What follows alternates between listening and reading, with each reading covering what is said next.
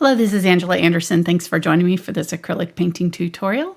In this video, I'm going to be showing you how to paint this Western still life. I'm going to be doing some cowboy boots and a hat and some rope and all kinds of fun stuff. So I'm going to show you start to finish how to paint this on your own. I've got my husband Mark with me.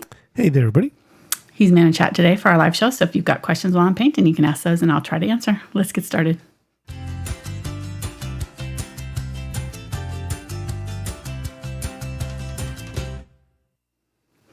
Alrighty, so we do these live stream shows kind of like an informal classroom setting. I've been painting for about 30 years now and teaching most of the time, and used to do them in person, but now we do them only through YouTube. And so I liked that kind of personal style class, so we kind of adopted it for YouTube and do these live and all that kind of fun stuff so we can answer questions and all that. So hope you enjoy it. If you're new to our channel, that's kind of, if we talk about random subjects, that's why.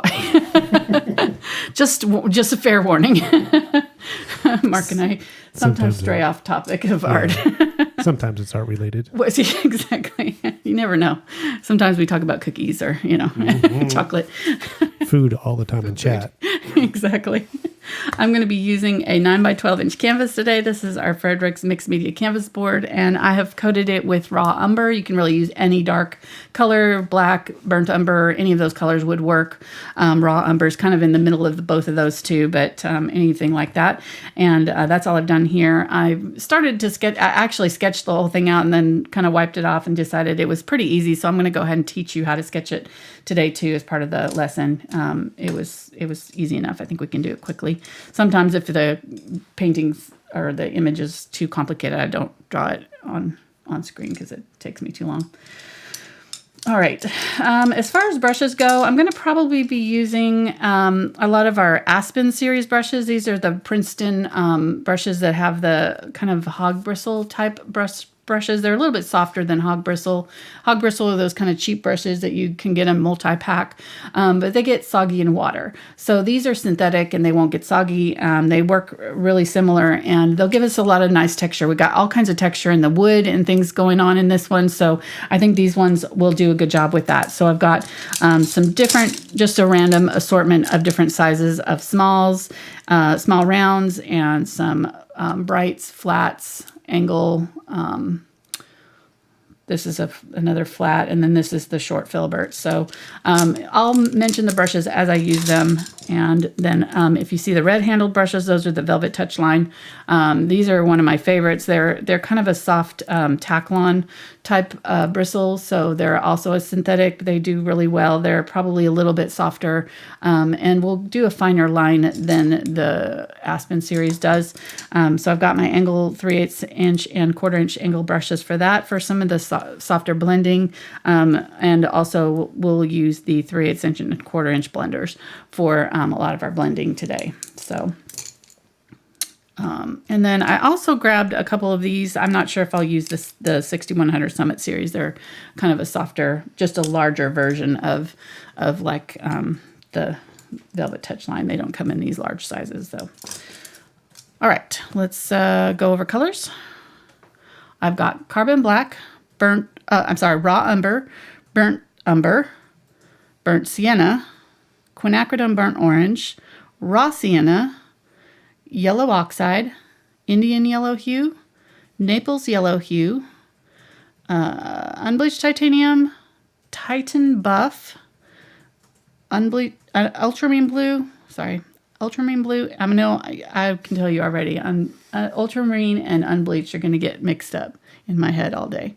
Titanium white, and then this one is gloss glazing liquid. I added a few new colors, so I don't normally use raw umber and raw sienna, but I thought I'd throw them out here today, and also the Naples yellow. I don't use those three colors very often, but I threw them out today because these are all kind of these neutral colors. So really I would just grab whatever colors that you have in your palette that are in this kind of neutral yellow to yellow brown to red brown hue range. And then the blue is going to be our accent to create some grays to go along with this. So all right, let's get going here on the drawing. Got a question about the brushes. Okay. So somebody asked if the velvet line is kind of an intermediate like painter brush? These are high quality. So I would say, I would say that these ones are one of their better lines for sure. They're probably not the most expensive. They're ones with the blue handles. These select ones are their cheapest, like beginner line. And then, but these ones are really good. I've used these and I use them for several things, like their Deerfoot stipplers. This is the only line that you can get the Deerfoot stippler in. Anyhow. And when you say cheapest, you mean like least expensive? Least expensive, yeah. And they're not, they're not as high quality of fiber. Like you can tell, they're good. They're a good beginner brush. Like some beginner brushes are horrible. I would not recommend any brush. These ones I can recommend for sure.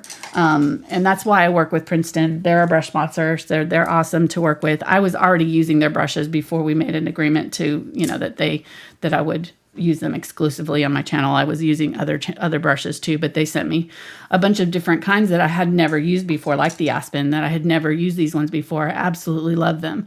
So I've discovered new brushes through them over the couple years that we've been working with them. So I definitely can recommend I haven't found that they have a horrible line of brushes that I wouldn't recommend. Like they're all pretty good and they all have different qualities. So you can see on their website too. And I did a whole line of videos for the Select line last year. So that's on their website too. How to use the brushes and that kind of thing. All right, so let's get going with this drawing here.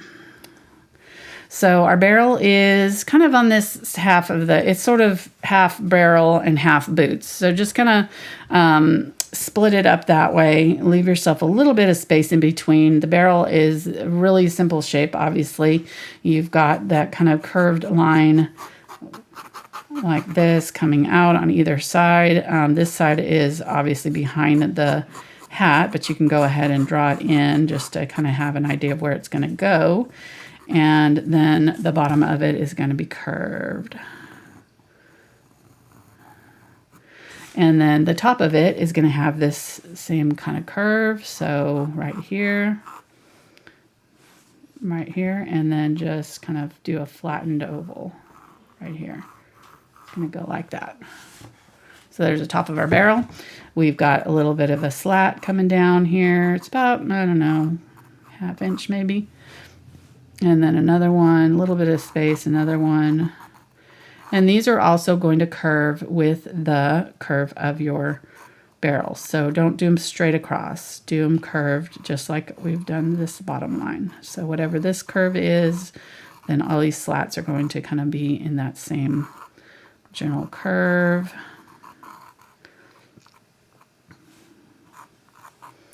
Yeah, somewhere in there.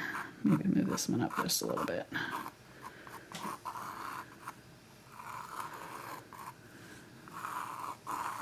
So move this one down just a little bit. Okay, so there's our barrel.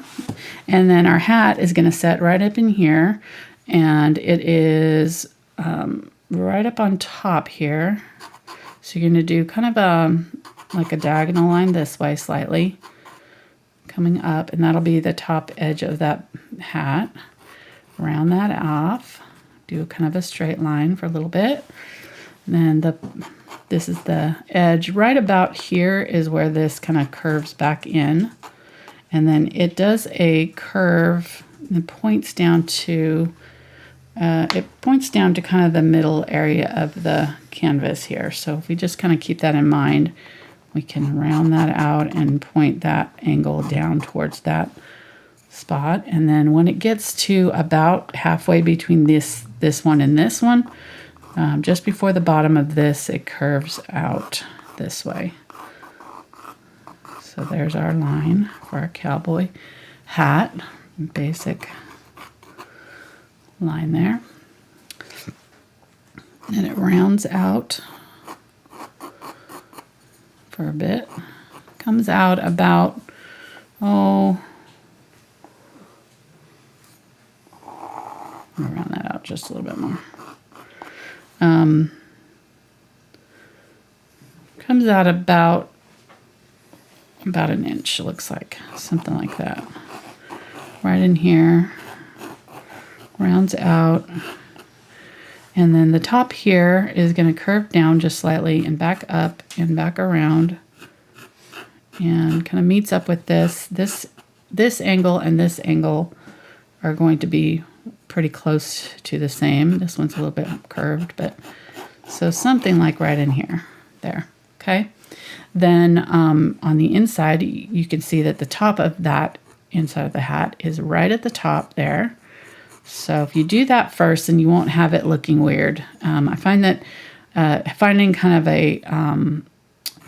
a marker that lines up with another point in the hat, whenever I'm drawing anything, if you can find a spot like this where the two parts meet, that's the easiest way of going about it. And then figure out how wide it is on here, like how far over it is. So it doesn't come out much more than the halfway mark here, the inside of the hat.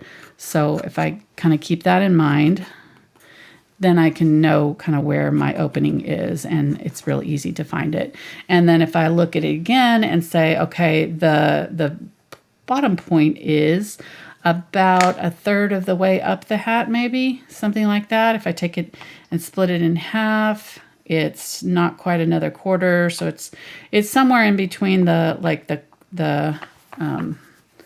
halfway mark and the third mark in this. So if I split, and what I mean is if I split this hat this way in 3 parts, it's just above the third and just below the halfway mark, which would be right here. So it's kind of right in between those two, which would be, I don't know, 3/8 inch, something like that.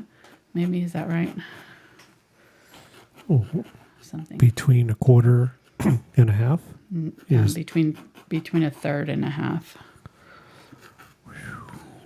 Let's see. Yeah, I guess 3/8 would be.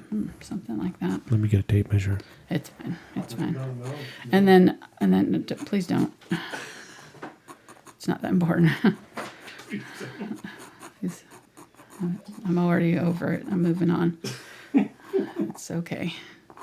All right. So you kind of the inner band kind of follows the outside movement of the hat. So just kind of keep that in mind when you're doing it. It's going to kind of mimic the overall shape. So where it comes this way, it's going to do the same thing. Where it goes in and out, it's going to kind of follow that line of the hat a little bit. So it wiggles around a little bit, just slightly, and then it comes up and disappears behind the hat, and it disappears right up into the hat, right up on this side right here.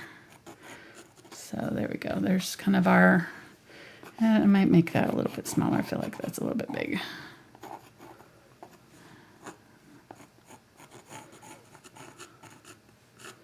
There's a lot of this that's going to be inside too, so that's kind of the outside area of it. There's a seam on the inside of that too. Okay, that's a little bit better. All right, so there's our hat, and then our boots are going to be, if you go ahead at this point, we probably ought to do our line for our back. So I'm just going to kind of use my fingers down here as my guide. I could go all the way across with this if I wanted to, but just use my finger to kind of stay about the same distance away all the way across. You could use a ruler too, however you want to do it, but there we go. And then our boots are going to be lined up, the tip of the boots lined up with kind of the right up underneath that hat there. So, and it's just below this little line there. So it kind of starts out right here. The bottom of it kind of curves down and back. Then the tip of the toe, it's got the bottom sole there. And then the toe box is very narrow on the boots, but then as soon as it kind of goes up at a slight angle, and then right here it curves up pretty dramatically right here. This has got a little detail in it, and then it folds over right here and kind of curves forward and comes pretty close to the hat. So that's about right. And then this bottom corner right here lines up with about the top of the barrel, just about. So if we kind of go across, that's about where we want to be right here. And then we're going to angle it back this way. It kind of curves up just slightly. And we see just a little bit of the back of the, it's probably in here actually, the back of it, and curve it down here like that. And then this boot is in front, so just about right here. Got the toe box, comes out, curves down, curves back this way, back a little ways, and it curves up and over. And then the heel kind of curves down in cowboy boots. And then this is just slightly curved as well. And then this is so dark you really can't tell, but there's a back of the heel there that's underneath. Then there's a little bit of this sole coming down here. So this one should be just slightly lower than this one. Obviously it's setting lower on the seam, so it's got to be down a little bit farther down.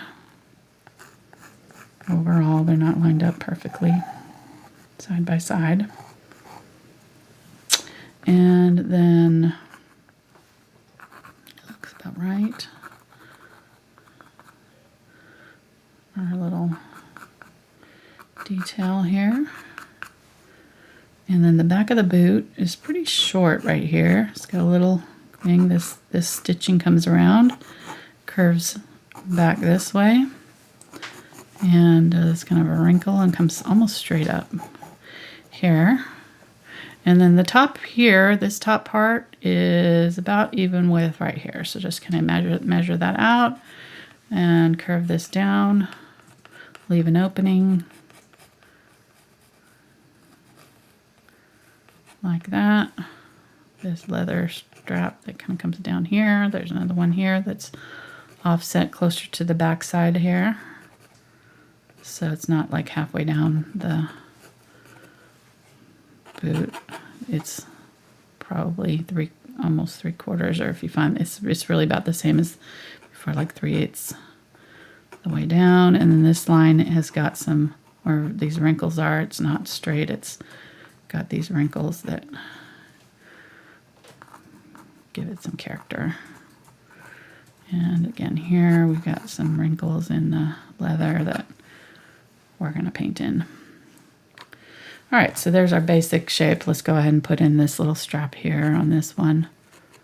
It's right in here. This one's almost halfway. It does kind of a point at the bottom of it,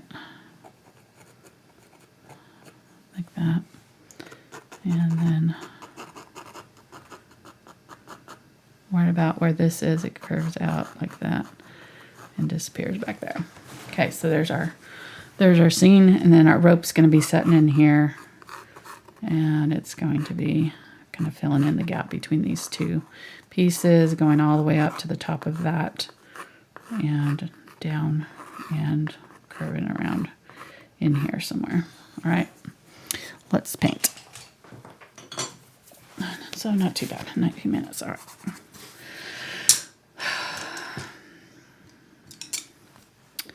All right, let me see. I think I'm going to go ahead and start with the background. So I'm going to go ahead and get my large bright, the 8 bright here.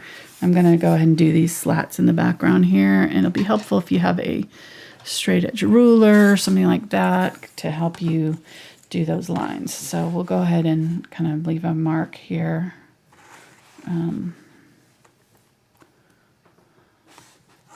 Right here, kind of next to that barrel.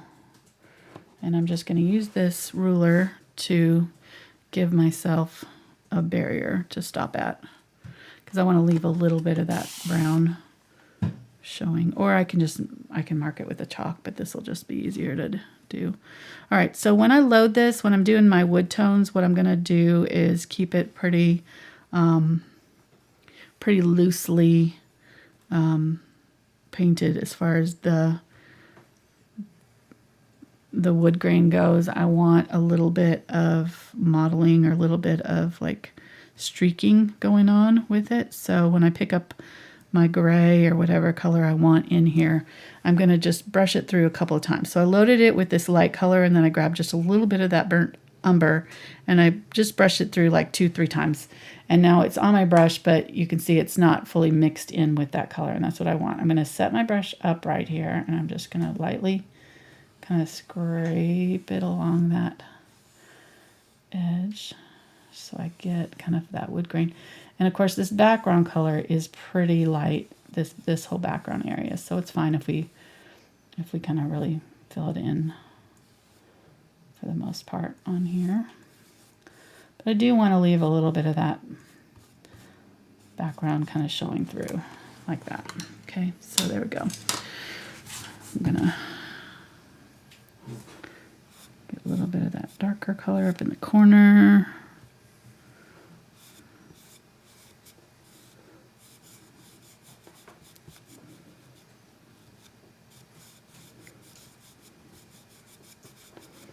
I'm just using the edge of my brush now just to kind of fill it in. And then I'm going to go along there. Put that color down. It was too thick, so just wiping it off so that I can kind of edit and pull off some of that color. There we go. Just trying to get a good line there. All right, I'm pretty happy with that, so I'm going to move over and do the next little bit here, and I'm going to try not to go over my drawing. So I'm going to go right up next to that. Now that I've got my line there, I know kind of where it's at. I can just go up next to it and try to leave it mostly visible.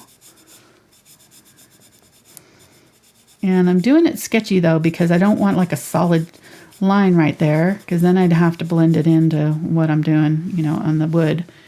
And my next slat isn't till like right in here. So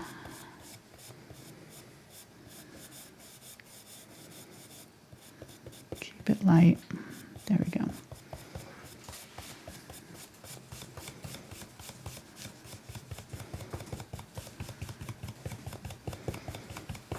And just paint it in quickly. You're going to be going with the direction of the wood grain, which is up and down. So that's the main thing with this, is just kind of keep your brush strokes up and down if you can. That'll help. Any of this streaking happening, which we want to happen, is going to look like we meant to do it. And it's going to look like wood when we get it all done. It's amazing how your eye interprets just certain cues, you know, and when you see this color with this up and down streaking, your brain kind of interprets it as wood. It's really fun. That's one of the best most fun things about painting to me, is kind of figuring out how to do the least work for the most, you know, the most gain. And this painting wood is one of the easiest, I think, things. Especially, it's very accessible for beginners because it's super easy. You do these strokes up and down, you leave some streaks in it, and suddenly it's wood. It's pretty fun. Somebody asked, would it be easier for a beginner just to do all of the wood background, then trace over it? Yeah, you could do that. Yeah, you definitely could do that. Because you definitely can't paint from the backside of the canvas. That wouldn't work. No. I've tried. You tried, have you? I mean, the back of the canvas look great.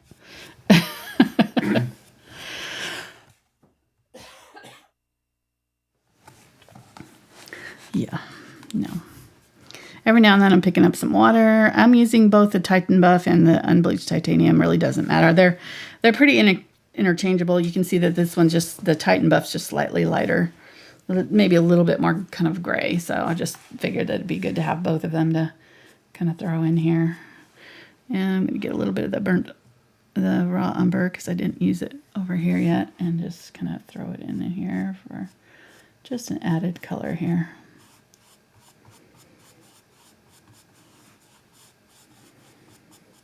And my main thing is just, I want to make sure that I'm going right up over my barrel so that I'm not leaving a halo outline to it. So I'm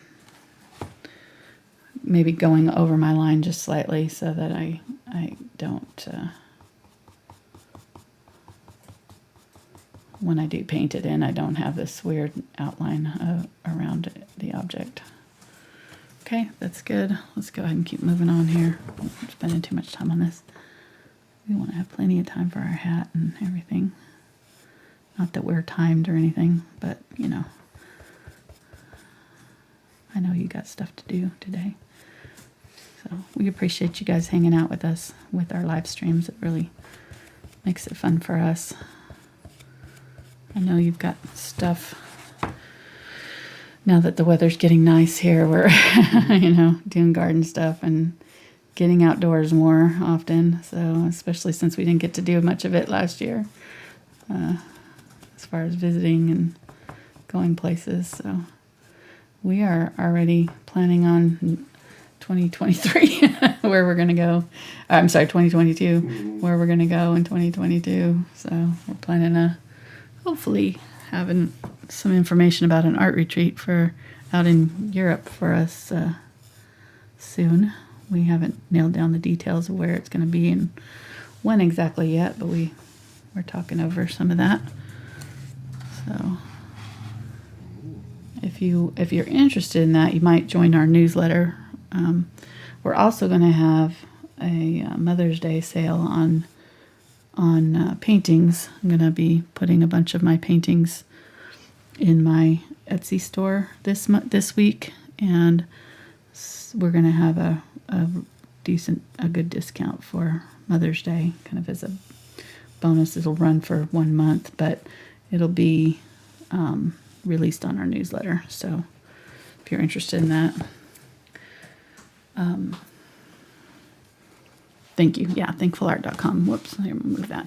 Is the website. So you can sign up for the newsletter on my website there, and we'll send out information about it probably this week.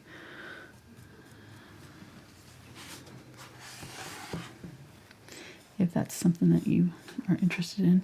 And if you have a particular painting that you want me to include in my Etsy store, feel free to send me a note. My email, a new email, I just got an email through my website, so it's angela@thankfulart.com.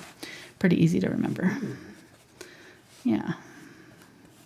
I know I didn't tell you about that. Yeah, you did. Yeah. We worked it out. It's cheaper than... Well, that's why I show up to these shows. Huh? That's why I show up to the shows. So you can find out stuff that I've been doing all week. On? Me too, because Mark works in Little Rock all week, so he drives back and forth. We see each other for about 2 hours a day, on a normal day. And then we get to talk, and she's like, "Did I tell you this?" Yeah. Because Like, she can't no. remember who she's talked to about it. I'm talking to people all week. All right. Well, I kind of misplaced that because this little line was supposed to go between these two, but that's all right because these slats are sort of equally spaced, so right about in here somewhere. I'm going to move it over, do it right about there. So every now and then pull out the ruler, because if you're like me, I tend to get crooked after a while. My glasses make I blame it on my glasses. It's probably just me, but I'm not great with, keeping straight lines, so the ruler helps a lot. Keeps me in line, and the ruler with the T-square here, especially because it leans right up against the edge of the canvas, so I can't get crooked. And it's kind of going on streaky, but I'm leaving that because that's really part of that wood grain look, right? It's not, I don't hate it, so I'm just going to go ahead and leave that kind of streakiness that I'm seeing. And just as long as it's going up and down, I'm good with it. I'm going to do it like this. That background showing through. It's all working. This color is pretty good for it too. You could do any number of things. Somebody suggested maybe putting some flowers in here. So I was thinking, you could do this wood background here and then have the bottom like grass and do some flowers around it. And I have tons of flower paintings to choose from. So if that's something that you want to do. In fact, we did a wagon wheel last year that was like with some daisies and stuff. So you could add the wagon wheel. You could do all kinds of stuff. Put these anywhere you wanted to, really, as long as you're kind of putting the, putting the shadows and things in the right places. You don't want a wagon wheel with the light coming from this way and a boots with the light coming from this way. So just kind of pay attention to that. But other than that, I think you could mix and match these all you wanted to. Did that make sense about the light? Just pay attention to what side your highlights are coming from. So It made sense to me, Okay, good. which could be a good or bad thing, depending. I don't know if anybody else would understand it. Yeah, Is it we've been Angela's we've been we've been married for long enough. Yeah, You exactly. get my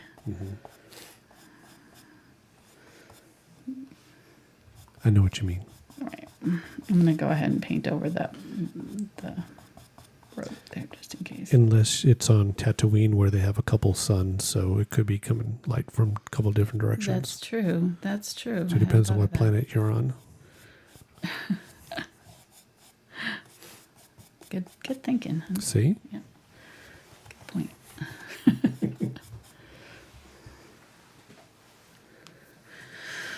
right.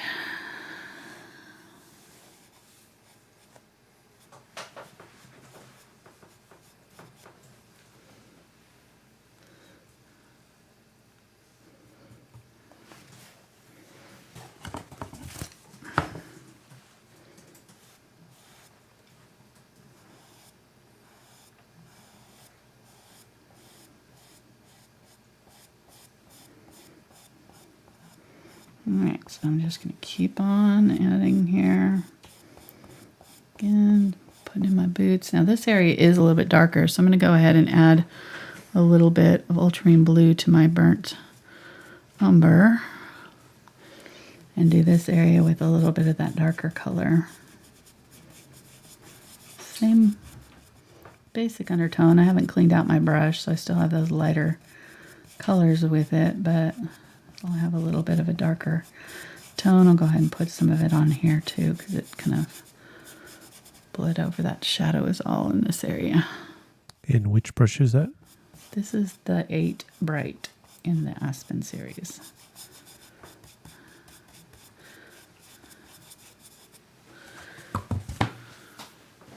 Any bigger would be hard to control in this area, at least around the, around the items that we've got going on here. And I've got my paint kind of, it's not super thick, so I've got it kind of thinned out just a little bit with water, and that'll help also. If you've got a textured brush but kind of fluid paint, it makes the paint go on a lot easier. It's easier to kind of streak it on.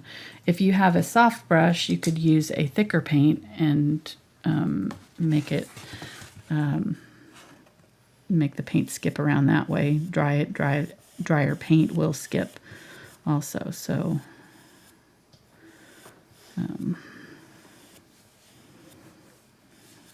but in this case, I don't need to add to the effect any, because my brush is already doing that work for me. So I just have to make sure that I'm keeping it kind of in the right direction. This is the main thing.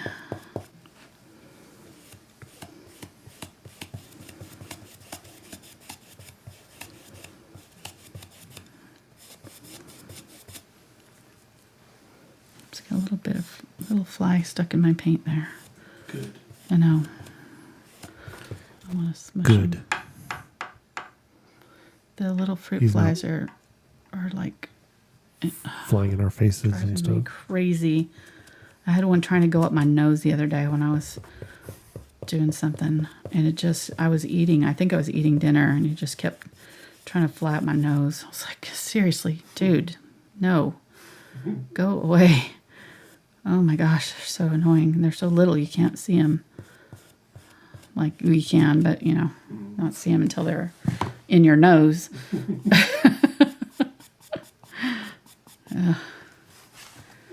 Hashtag first world problems, right? Really all world problems, I'm sure. It's not just first world. That's everywhere. All right, I'm using white here just to kind of throw some highlights on top here. Oh, so you're throwing highlights. Throwing some highlights. Nice. Throwing down some highlights. Okay. I like it. It's looking good. Got some bug guts in this one. I just went over that area where the bugs was. Smushed it. Free of charge. Now, if they don't have flies, what can they do instead? If they can't add the bug guts. Yeah. I don't know. Get creative. Whatever.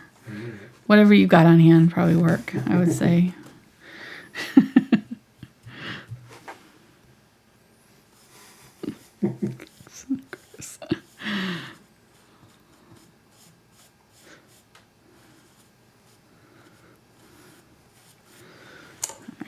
Go.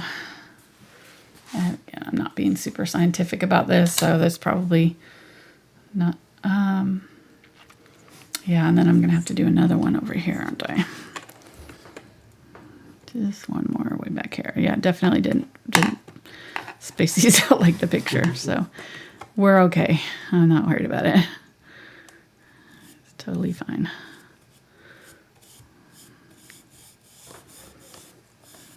We're doing our own interpretation here. You do you, right?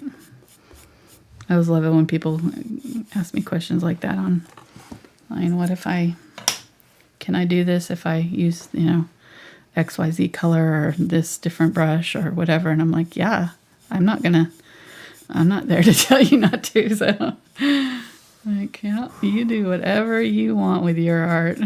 It's yours. I'm just showing you how I did mine. Hopefully giving you a few tips to be able to try it yourself. But you certainly don't have to do it the way I do it. And I'm sure there's other ways of doing it that are faster, No telling. So, this is just my technique. Things I've picked up. Mostly self-taught. I did take art as a major in college, but I didn't really enjoy my painting class much, surprisingly, because I wanted to paint kind of Bob Ross style, and they were like not giving any direction as far as techniques or anything. And I was super frustrated because I was trying to use acrylics like Bob Ross, and that does not work because, yeah, you can paint with acrylics like oils, but you have to know how. And when acrylics, dry so quickly, you can't do like Bob Ross did, where you paint the whole background and then throw some white clouds on there and it all blends together. After 15 minutes, you do like this and it all blends together really nicely. Like, that doesn't work with acrylics.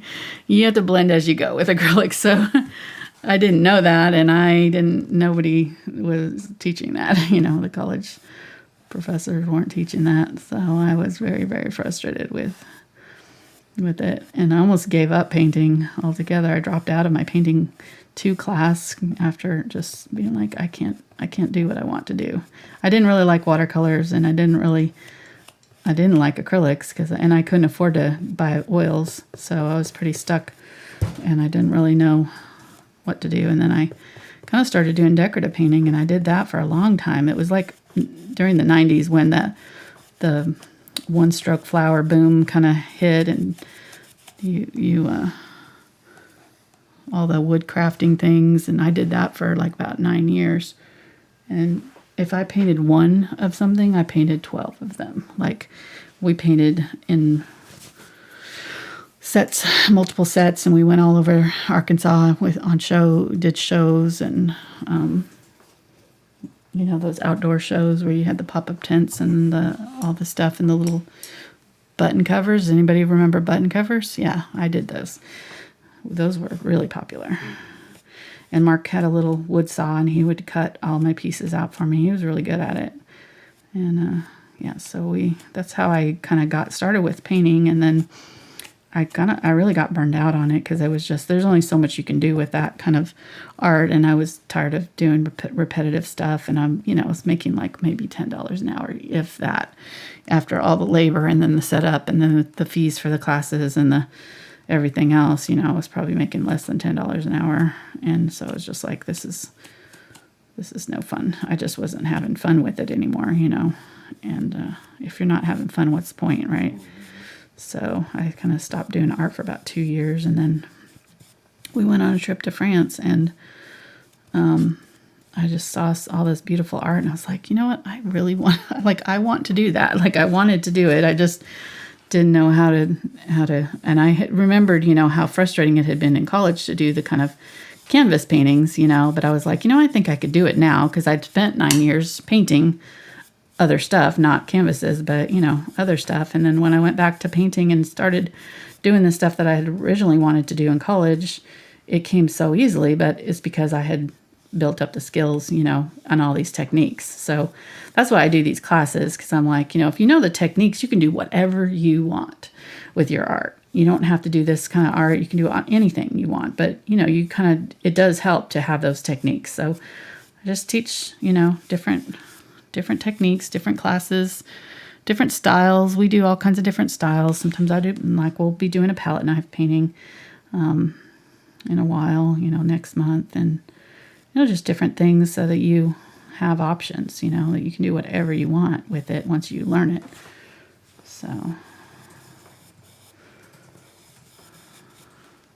right, going back in here with just a little bit of black, and there we go. We're done.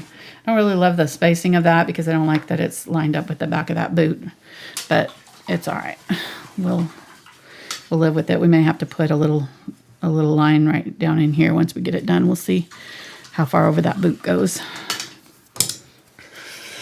All right, let's get going on the barrel. So I'm gonna go with a little smaller brush. And so what I do, like when I'm picking, is just like find a brush that's gonna fit just about perfect in that space. So that's gonna be just about perfect for those slats. So I'm gonna get the 4 right now. And the inside of this barrel is dark, so I'm gonna get the black. I've already got the brown in there, but I'm gonna mix the brown and the raw umber with the black here. And I'm just going to come down just a little bit and fill in this little space right here. Gonna right from the top down, leave a little bit of a space there, and then I'm gonna get some of this lighter color and a little bit of the raw umber. I can get the burnt umber, really either one. A little bit of that lighter unbleached titanium there. And I'm just gonna kind of, actually I need to reestablish that edge there. So let's go ahead and do the darker color along that edge first. Went over it a little bit with our background.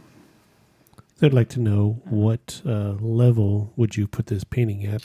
You know, some people are kind of beginners, so they don't know if they should tackle this or not. It's going to be a little bit more on the mid level, I would say. So maybe not like, I wouldn't do this in part of my beginner series. So put it that way. If you've done my beginner series, then I would do this. So I would do like 4 or 5 of my beginner series at least before you try to tackle something like this, because this has got multiple things. It's got the blending, it's got the wood, it's, you know, it's going to have several different techniques, but the main thing that's going to be the difficult part is going to be the shading in between the items. So there's a lot of overlapping, and whenever you have overlapping, that's when the difficulty level notches up quite a bit. So that's what, when you're looking at a painting and trying to decide, you know, look at that. If it's a single object that doesn't have a lot of things overlapping it, then usually it's a little bit easier.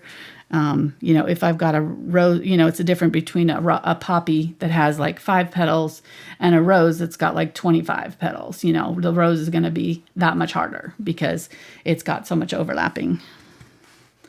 And the poppy is going to be, you know, just exponentially way easier, because you're only dealing with a few overlap areas. That's where I find that beginners have the hardest time. So, all right, just a little bit of a highlight on the inside of that rim there. And then I just kind of setting that brush down and kind of pulling down into that wet paint. I didn't even wait for it to dry. All right, then our bands are kind of I want to bump up that rusty color. So I'm going to get some of the maybe burnt sienna, quinacridone burnt orange, and some burnt umber here. And I'm going to use that over the top of this this black and burnt, what color? Raw umber, sorry. When I get going, just to warn you, when I get going, I lose all track of what colors I'm using. Or I can't use my words anymore. It's like my right brain kicks in, and I don't store the words on that side of my brain. So they just go out the window. Gone. I'll struggle to figure out what word I'm trying to get to.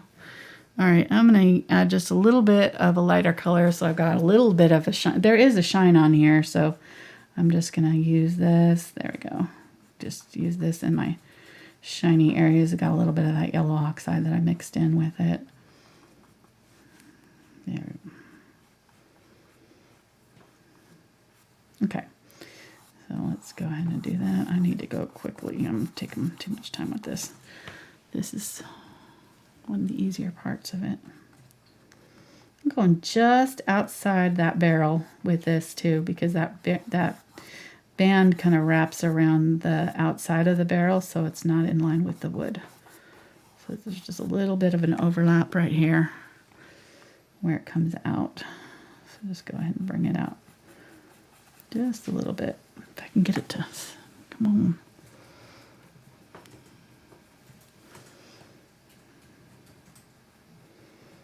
There we go.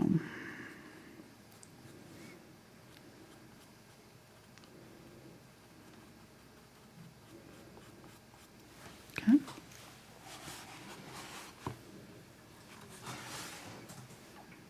This one's even more obvious.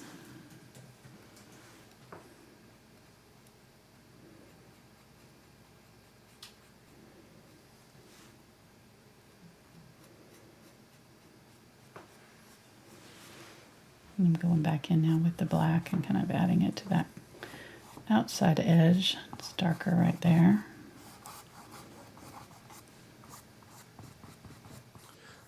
So I noticed that the traceable was up. Oh, it is good. Yep. Okay. Just before we started the show. Oh, so. perfect. Brennan got it up. Thank Yep. you. I know. I made it last night and I forgot to tell him. So that's my bad. My bad. We do have a traceable for this if you don't want to have to draw it. It's available on my Patreon. I have different levels on there, but the $2 level is for traceables. It just makes it so that you don't have to draw this out. You can just paint the background in with, the dark color and then trace on the drawing. And I show how to trace in my second of the beginner series that I did this year. So that's the one with the birds in the sky, sunset birds, I think it's called, something like that.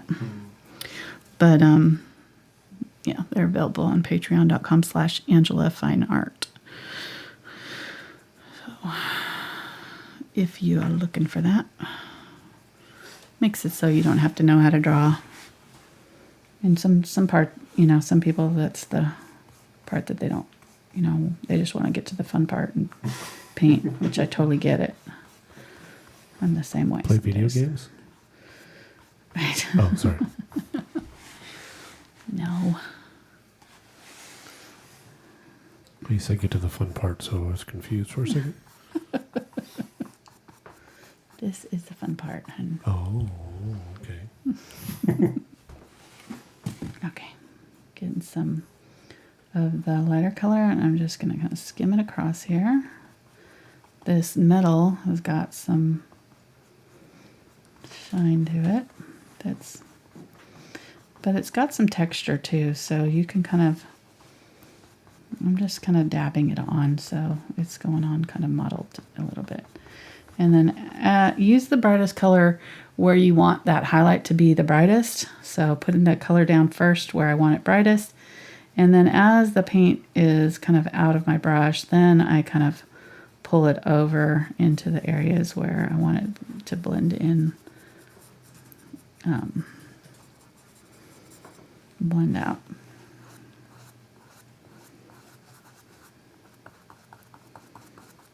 So brightest area. Still had a pretty good amount of paint on my brush here.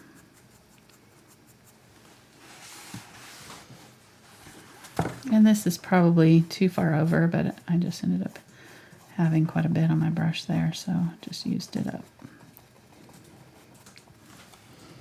Use that darker color now and just pull in from the outside over this. See how that blends out. Maybe use the burnt umber here.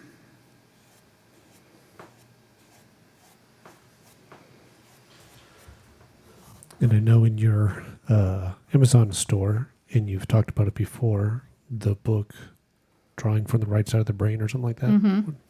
What is it called? Yeah, that's it. So people who want to. I've seen posts from people who have bought the book and have gone through it and are learning to draw on their own too. So Right. if they're wanting to do that also.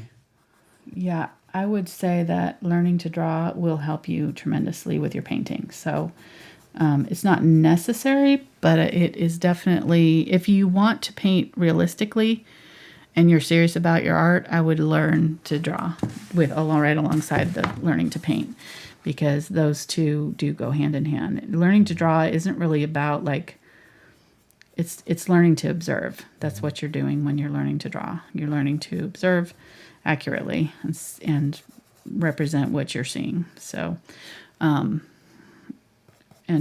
it will blow your mind how much you notice when you start going through classes like that. And I even have students that say that, that like they see things differently now when they go out into nature or someplace. They realize how much they now notice that they didn't notice before, just in the coloring of things and in the shapes of things and, just the details around them. It really does open up your perspective when you learn to draw. But there's no shame in not drawing and No, using absolutely. traceables. So Nope. And if you're a beginner or both painting and drawing, we encourage you to use traceables if you want to. yes, I would do it if you want to. If you're not great at drawing, what you could do, and if you're like trying to learn to draw, and so if you can use the traceables as like a reference, so you can like draw it yourself in the same size as your printout, and then use the trace the traceable out onto tracing paper, lay it over the top of your drawing, and then you can see where you went off, where you maybe weren't as accurate. And it really helps. Even just the act of tracing something will help form the right pathways in your brain. You'll start noticing things just by tracing things. It's a good practice. Now, since I have a wife that knows how to draw, I don't really need the traceables or the book. So if you have one of those, then you can forego both what we just talked about. So anyways, somebody asked if there's a book on perspective that you would recommend. I don't know. I don't have one that I have used, so I don't know. I'm sure there are, but I don't have one that, I know offhand. I know that there's some good lessons on YouTube about it, for sure. That's a whole nother thing. I'm definitely not an expert on that. I know just enough to get by, but I couldn't like sit down and draw a whole, street scene from memory. Just knowing, okay, the angles are going to be this way. I'd have to have a photograph, and then I can figure it out from a photograph, but I have to use a ruler and stuff to measure it and all that kind of good stuff. So I know the basic, like I said, idea behind it, but I don't do enough of like buildings and stuff to really feel comfortable like teaching it. I'm not. Okay, so I made a dark. I just realized I didn't do the bottom here, so I need to do that before I do the bottom of the barrel.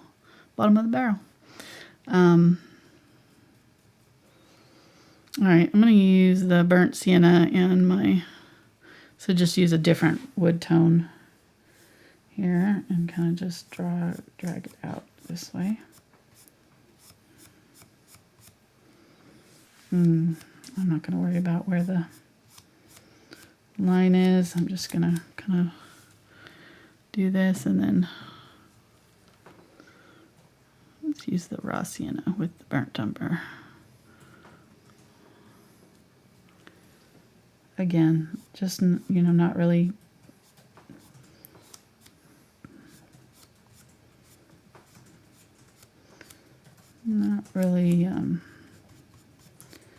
blending them fully. The angle comes out this way a little bit, and then as it comes to the middle, it goes towards us, and then as it comes out here, so our vanishing point is somewhere up, up here, because this these are all pointing to it this way and this way. So kind of point this out to your imaginary vanishing point here.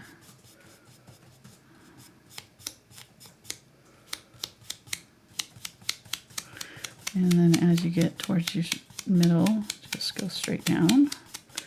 And then as you go this way, angle it out this way. And more. It's more than I did there.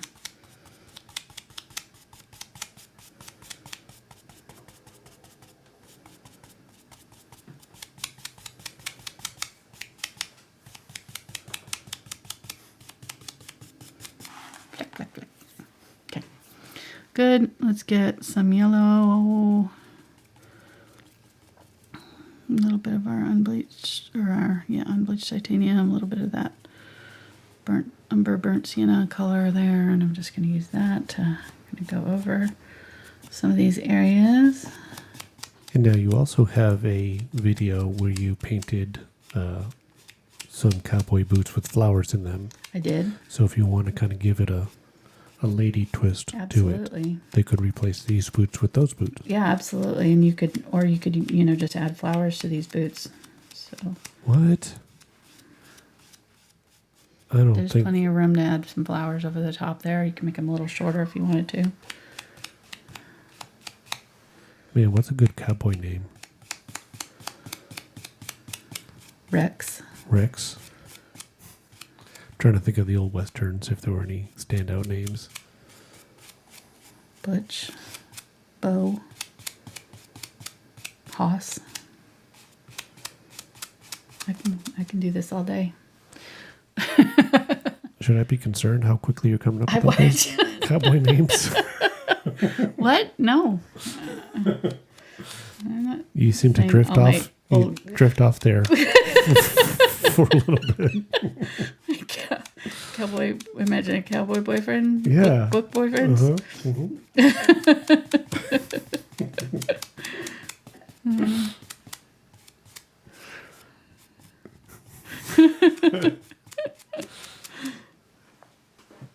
No comment. Have the right to remain silent. I just watched a lot of Little House on the Prairie when I was growing up. Mm-hmm. Right. And what was that one with Bonanza with Little John, or was that Little John? Little Joe. Little Joe, yeah. Just because somebody said on here. I think Wilbur was a horse, David. Wilbur was a pig. But I thought it was also a horse. Wasn't that the talking horse? Oh, Wilbur. Yeah. No, Wilbur was the guy with the horse. The horse was what was the horse's name? Shoot. Now I'm going to need to know the horse. I hate when that happens. No, because the horse was saying Wilbur all the time. Mr. Ed. Mr. Ed, yes, that's it. Thank you. Thank you to the wonderful people in chat. That would have bugged me all day. I would have Googled that. Thank God for Google. That's all I have to say. When they tuned in for this art tutorial, they didn't know they were going to get education in talking horses. Now we're going to have a bunch of people like looking up big little. What? But I do like your imitation there. Getting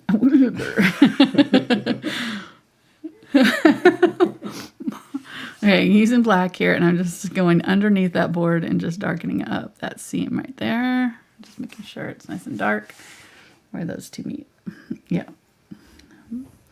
Well, whenever I think about pre-Google day, I always think about my Aunt Marge. She's passed away now, but she was I think she was my great Aunt Marge. She's my mom's aunt, and she was a hoot, and she would call it bars whenever she'd have a question about something. It was like the pre-Google days. It just cracked me up every time I think about that. Like asking a bunch of drunk folks. But somebody always knows, you're going to have to find some, as long as somebody's going to know. So funny. All right, so I'm going to do the lines for these. I got my kind of general size. We got our lines sort of going in the right direction, so now I'm just putting the slats back in here. There. And then there's one right here. This one's going behind the rope, so we don't have to really worry about it. Just using the black again here for this. And doing it with this brush, I'm doing it, and then I'm kind of going over it so that it's kind of faded out on either side. I find that's better because, you know, when you've got the wood boards, they're sitting next to each other, but they're never like a super straight line. You know, they always got that little slight curve or whatever. They're worn down on the creases, and so you'll have just a slight like shadow on the crease. So I find that if you just kind of do your line like super straight and dark first, and then just use the brush and just kind of brush over it real lightly just to get that kind of weathered board look, you know. Okay, there we go. So we got our boards. That angle might not be quite right, but we got it close enough. Let's go ahead and continue with our back to the rusty barrel. I used to have like a barrel like this that we used to put out at in the fall, and then I started leaving it out all year long, and it like broke apart. One year it just kind of fell apart. I was like, oh, dang it. It was really cool too, but yeah, it didn't weather the, probably not meant to be left out on the front porch. Sadly. Live and learn.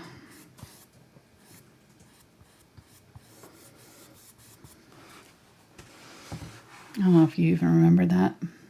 That's not probably something that Mark would even remember that we had. No. Okay. Vaguely, maybe, but no. Yeah, it's been a while since we've had it. So.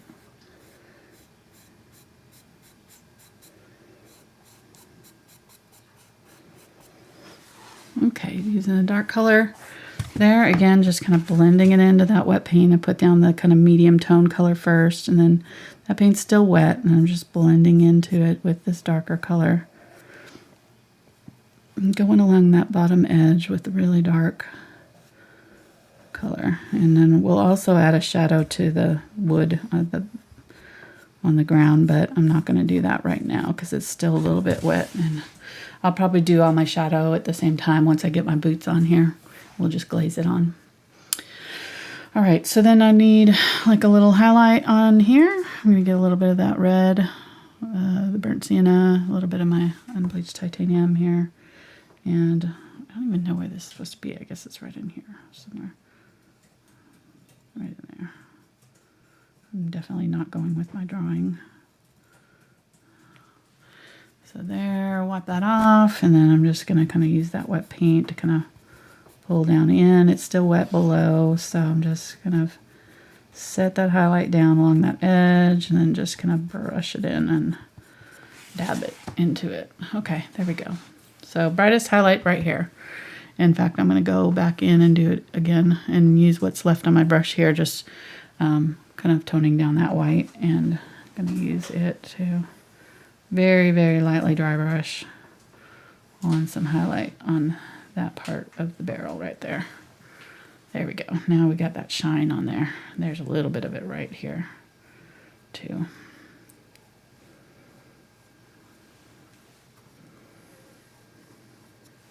See how that works? And then let's go ahead and do just a little bit of it like at the top of this one right here. It doesn't go all the way down. It just kind of sits right there at the top. And then there's a little bit of it right at the very top of this one. But we may have to do the wood first. Okay, so I probably should have done the wood when I was doing that because that's the same colors. How are we doing for time? An hour. Okay. I figured this one was about a 3-hour one, so we're doing, yeah, I figured. 3 hours? I don't know. We'll see. But Hope a storm doesn't come up. is there a storm coming today? Well, for a 3-hour tour. a 3-hour tour. I get it. I heard it the first time. Well, but they say it twice in the song, so I felt like I had to. Okay. For theatrical dramatics. I see. Sometimes you wonder why you have me as a co-host. I know. Sometimes I'm like, why? Mark is my support animal until he's not. Until he's more like Fitzpickle on a bad day at Lowe's when I'm trying to shop and he's pulling my leash. It's kind of just thinking out loud here with commonalities.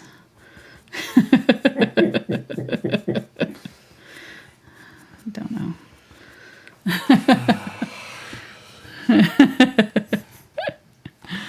Oh, sorry, your mic wasn't on there. Oh, wasn't it? Oh, okay. No, I'm sorry. I had it turned off for some reason. Mark, I couldn't do this without Mark. Every now and then I get we get comments, mean comments about the dude that talks in the background. It just cracks me up. Like, yeah, that's my husband. Back off. But like we said, Patreon $10 level members don't have to listen to me on Thursdays. So true. If you don't want to hear me, pay up.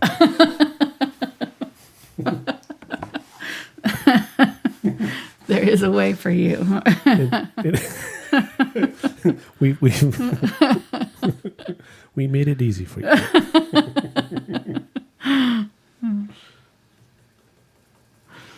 All right, I'm putting a little bit of reddish tone in here. I mean, honestly, you can't go wrong. You can use any of these in here. It doesn't not matter. I'm not, and now looking back, I really should have done this before I did my slats. So do this part first because I'm trying not to go over my slats that I painted in so carefully.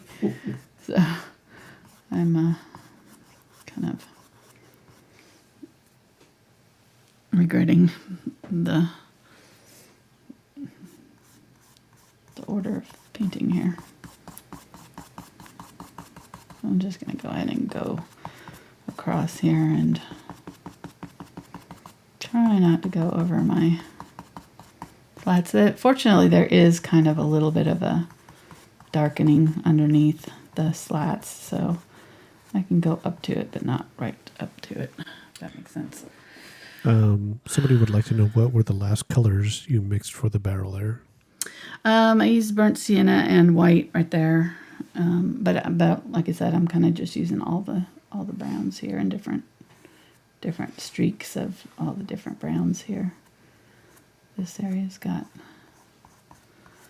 kind of some golden areas. It's got some kind of reddish wood. It's got a really dark patina on it. So after I do this, I'm gonna go back over it with that dark glaze to darken up most of it. So if this is like that looks too light, I'm doing that deliberately.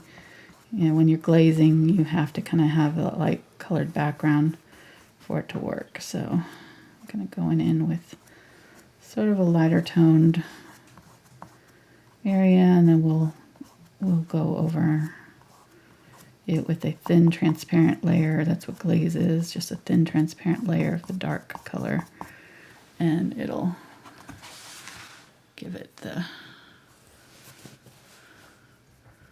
dimension that we're looking for. And got a question. Okay. Somebody wants to know, why did you choose to use a brownish color for the background rather than a black? I just thought it would give me a good mid-tone. So doing all black might have been a little harsh. This way I've got room to add shadows, where I need them. But you could do it in black. It's fine. I mean, either one would work. But now when I go in here, I can put in my shadows on here, and I've already got this mid-tone brown on there as another element. These do curve, so kind of keep that in mind when you're doing these slats, that they're not straight up and down. I'm kind of doing them straight up and down too much over here. So these ones, they kind of have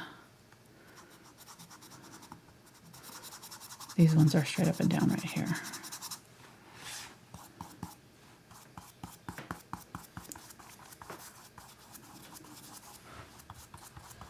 And another question Okay. regarding varnishing this time. Okay. So a person said that they've put isolation coat on a bunch of paintings, Uh-huh. but they don't have enough varnish to do all of them.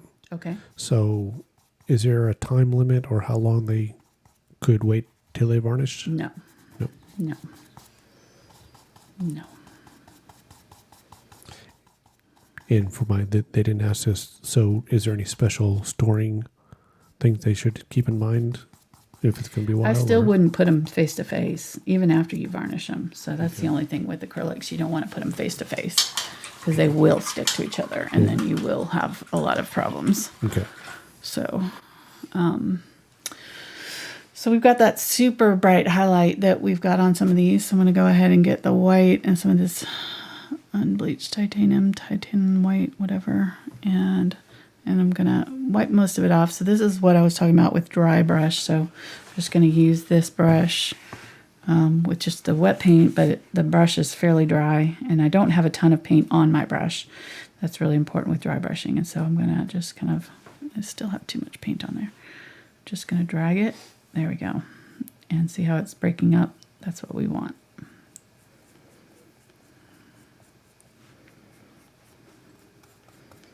It's similar to what we were doing before, but like on this background, but on the background we didn't want it to be all broken up. We wanted it to cover also. So it was kind of a hybrid dry brushing where we had a little bit more paint on our brush.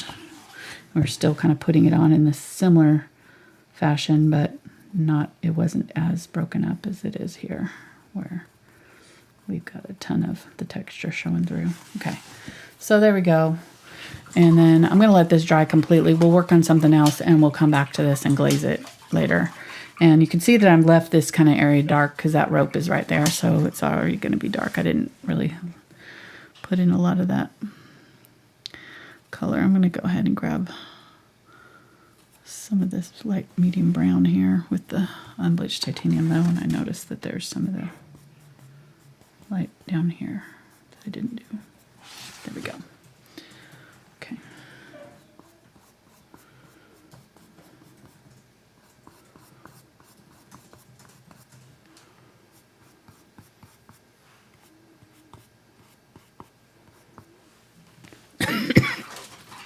And when we do our glazing, I'll put the slats into the board too, or the boards. All right, let's go and do our boots because they're all by themselves, so we won't have anything to worry about over here. And I think I'm going to I'll go ahead and use this 3/8" blender, and I think I'm probably going to end up doing the whole thing with the blender. And I'm going to use the raw sienna. That's why I put the raw sienna out, because it was like that's the color of the boots in the picture, just about perfect, spot on. So it's one of those colors that I could probably blend it, but it would take like 2 or 3 colors to get this color, you know. So I could probably add just a tiny bit of red to my yellow oxide or something like that to get, let me see if we can mix it with the burnt sienna and the yellow oxide and get something similar. So yellow oxide and a little bit of burnt sienna, because the burnt sienna's got that reddish tone in it. So we can get something somewhat similar to it. See how we did that there. Maybe that's a little bit too red there now. So adding some yellow back. But like I said, you know, it would take us a couple tries and we'd be going back and forth to get just the right color.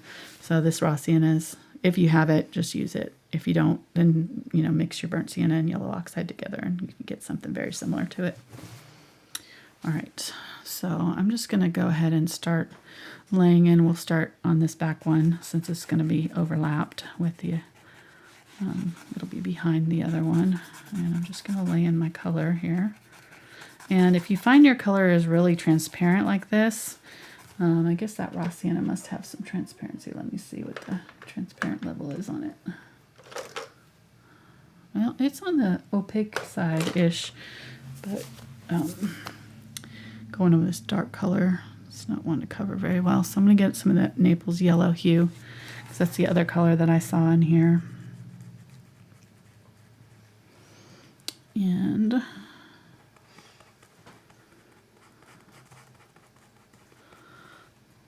put that along there, kind of along the top of the boot. going to get some burnt sienna or along this back side of the boot here. And I'm going to work fairly quickly between colors and just kind of dab on colors as I see them. So maybe over here we've got a little bit more of that reddish color back here in the shadows. So let me get some of that burnt sienna, get some more burnt umber, go a little bit darker back here.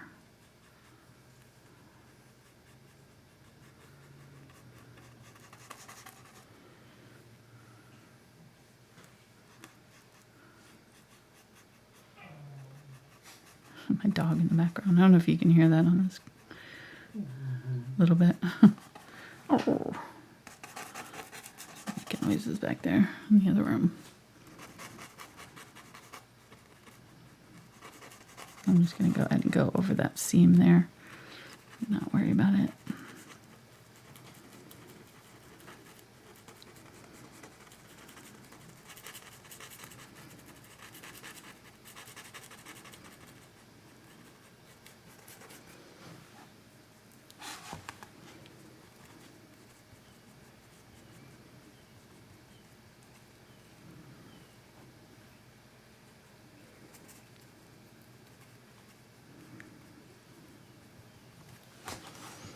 Okay. Get the burnt umber and burnt sienna and mix those two together. That'll be kind of our shadow color here. And put that on the front side of the boot right here.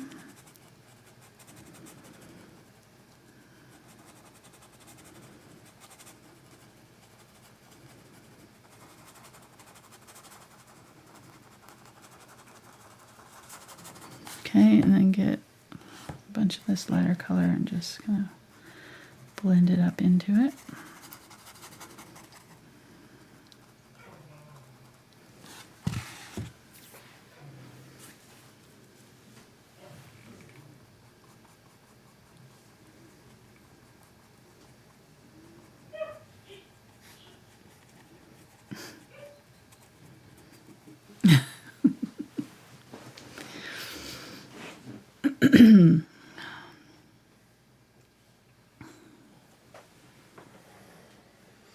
Okay, getting some of that Naples yellow and maybe a little bit of white.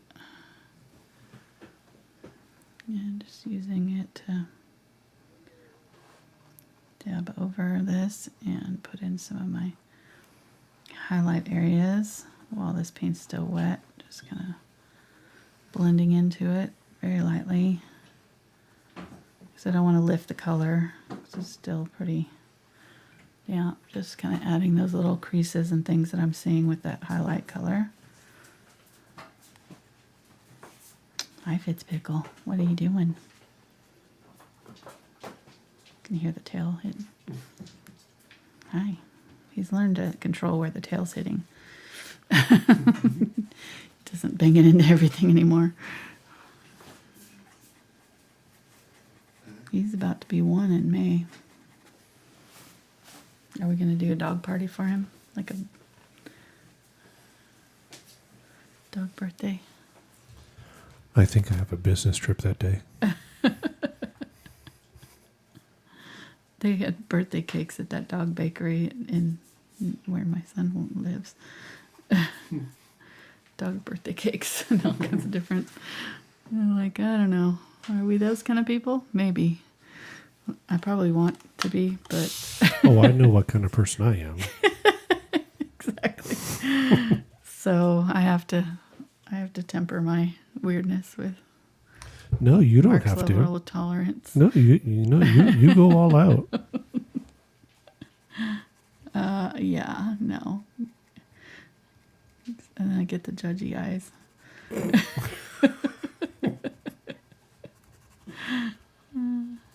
Maybe the rolly eyes, but not the judgy eyes. I don't know. I beg to differ.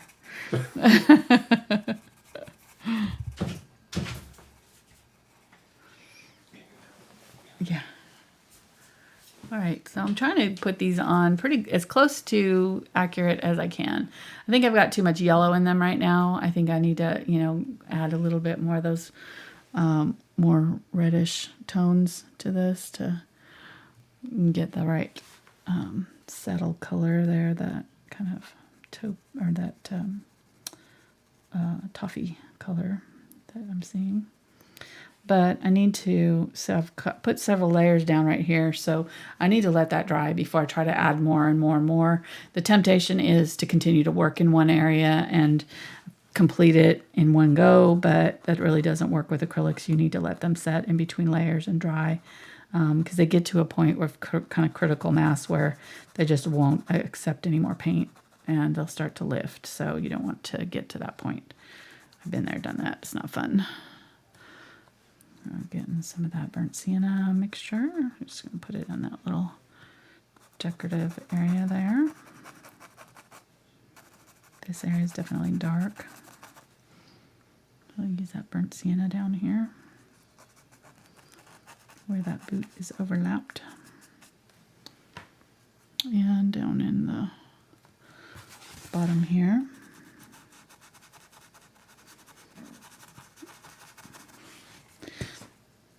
And then grab some of that lighter color.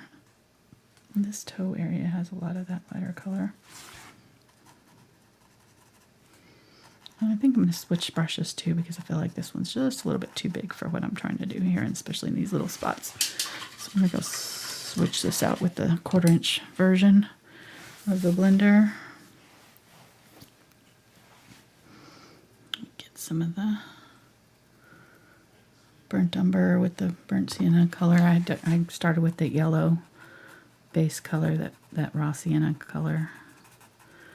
And I'm just going to blend that all in together right there.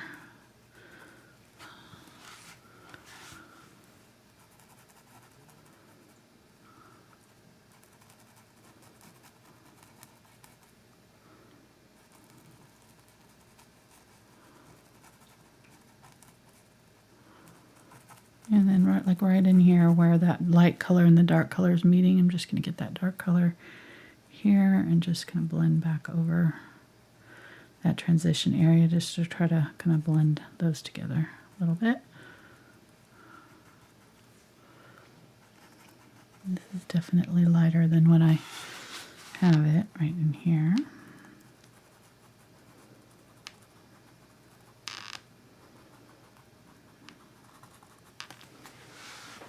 And then getting some of that white here, just mix it in with that and just put in some of that white where we're seeing that lightest color. We'll just let that kind of set in and we'll be blending over it later with other colors, but that'll be a good kind of starting place. And then just keep on moving on here. Again, we've got, a couple layers of paint down there already, so we need to let that dry. So let's just kind of go on to this area here. There's a seam right here. There's kind of like a fold that goes from right here down. We need to get in there. That's pretty dark. Right there. And then we've got that dark area back in here.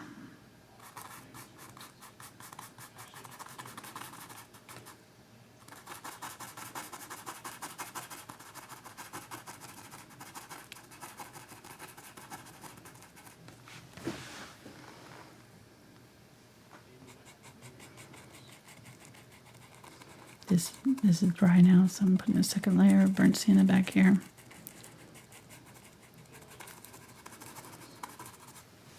That'll give it that kind of reddish tone that we're looking for. Get a little bit of a shadow right in here.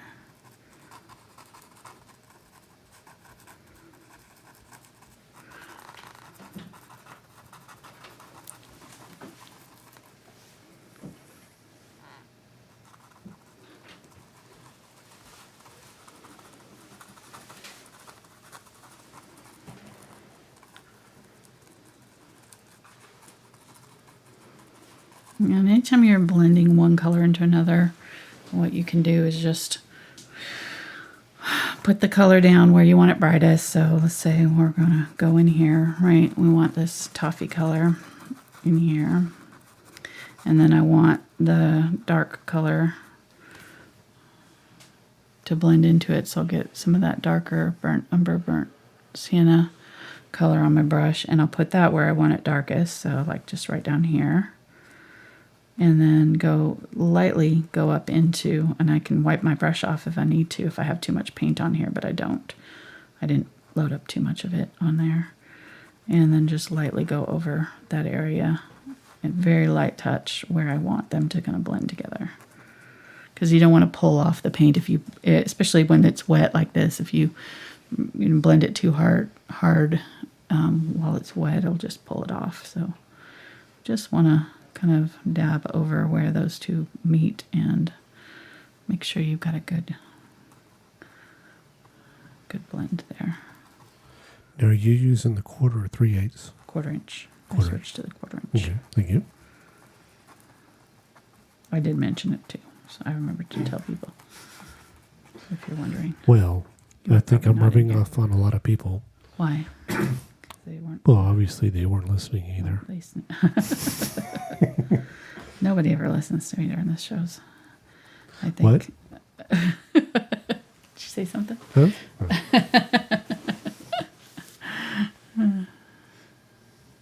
Oh, I get it though, because I've tried to paint along, so I know it's hard to concentrate if you're painting.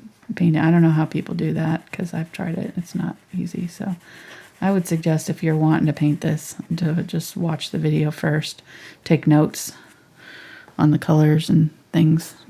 Take screenshots if you need to of what colors I'm using at different points.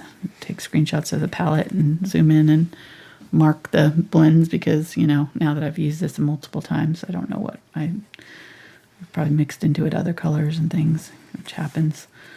And that way you can kind of know what's going on. And then you can watch it again while you're painting it. And then you'll know kind of what's going on a little bit easier. It'll be easier to follow along. All right, so that little tab is sticking out right in here somewhere. That far side. And then this one, it's not too far away right here. Coming down right here. It sticks up about the same amount as that other one did. It comes down at an angle like this. And then the tip of it is kind of pointed. It's got a flat end, but it's sort of pointed there. And this brush is probably a little big for it, but I'm kind of keeping it, the whole style of this, a little bit looser than normal, so I don't mind it being a little rough, not exactly perfect. And let's go ahead and do this line of the crease there. So I'm getting just a little bit of that dark. Let's get a little bit of the burnt raw sienna there. And just go down, mark out that crease there. And then right in here, it curves in.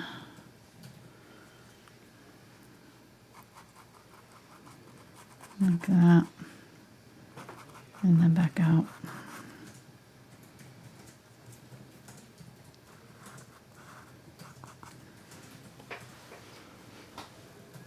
Okay.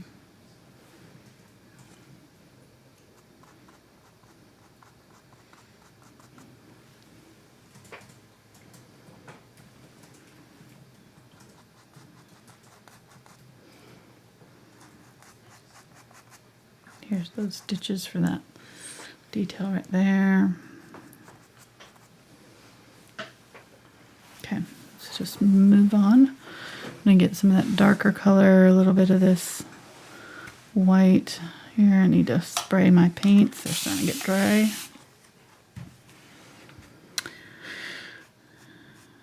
And somebody sent me an interesting email. This made me think of it because the painting, spraying my paints, they asked, they were like, my paint dries out a lot faster than yours. What are you doing? Are you adding something to it, or are you spraying it with water? And yes, I do spray it with water, but also, I just kind of went over some basics of things to think about, if you're having trouble with your paints drying out too quickly.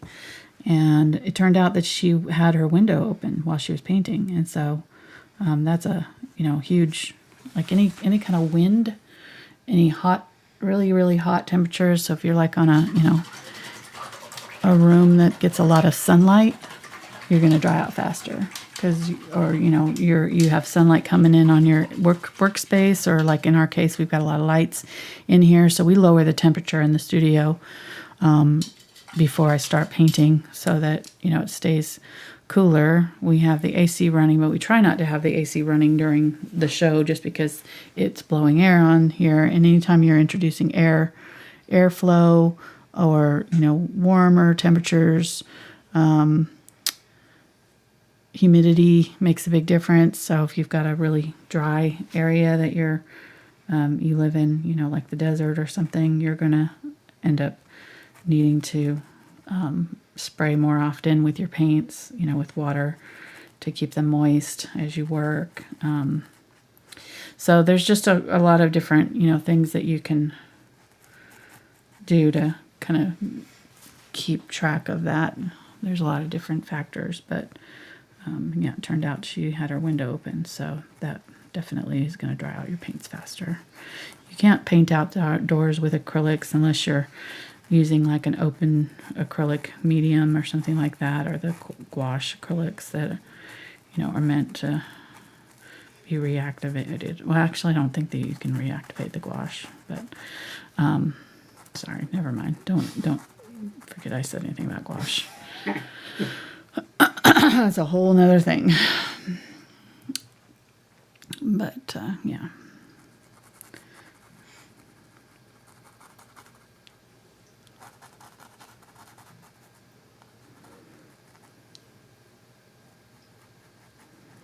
Just adding some lighter tones. It's going to look weird at first. It's fine.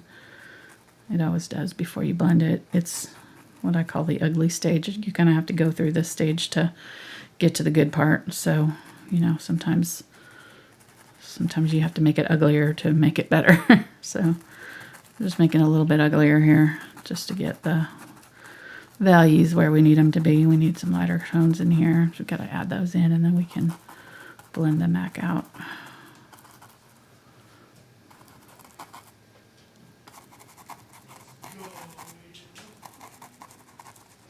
And there's all kinds of little cracks in here. I'm not going to really paint in all those little things, but you can kind of just dab on to, indicate that. Or if you want to, go through and mark out with your liner brush, mark in all these little cracks and things that are happening. You totally can do that. I'm not planning on doing that. I'm going to go along this side of that little thing and add a little highlight to the leather right there. I definitely need to switch brushes though. This one's not. I'm not going to try to put the details in right now because this brush is too big. Put that back in. All right, so using the burnt sienna with the raw sienna here. A little bit darker. Let's go ahead and get some burnt umber here. So we've got like that darker color, and then I'm just going to blend back over this area here where we had that toe situation.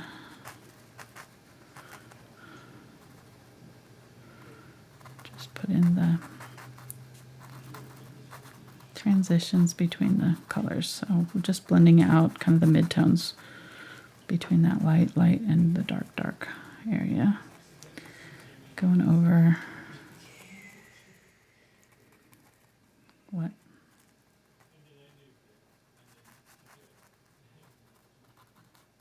What?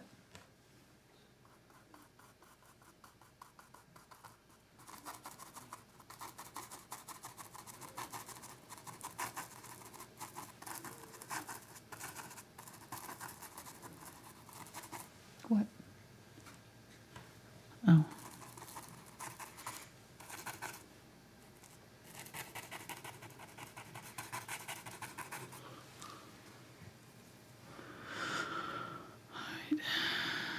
getting the yellow in Naples Yellow here. I'm gonna kind of go along the front side of the boot there. Put in my highlights, not right along the very edge. There we go. This time I'm kind of tapping it in so it's not as obvious.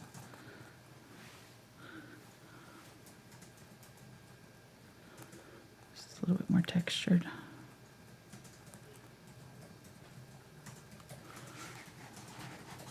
All right.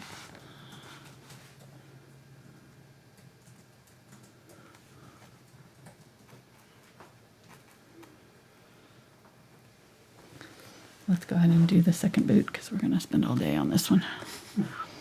I do that. I tend to get kind of caught up in details and lose track of time. That's the fun thing about painting now. I mean, they could have one black boot and one brown boot, because they got dressed before the sun was up, so they just, put them on real quick. I've done that. It's very embarrassing out there on the range, with all the other cowboys. Oh my goodness, I got one brown boot and one black boot on. Well, that week that Jordan and Courtney got married, our son got married, and we had 2 weeks to plan the wedding, and my dog died the day before the wedding. And that day, that next day, we went to get pedicures, and I had 2 different shoes on. God, I did not notice. I had sandals that had different, colors, and been there, done that. I had an excuse though. It was a stressful week. I was not.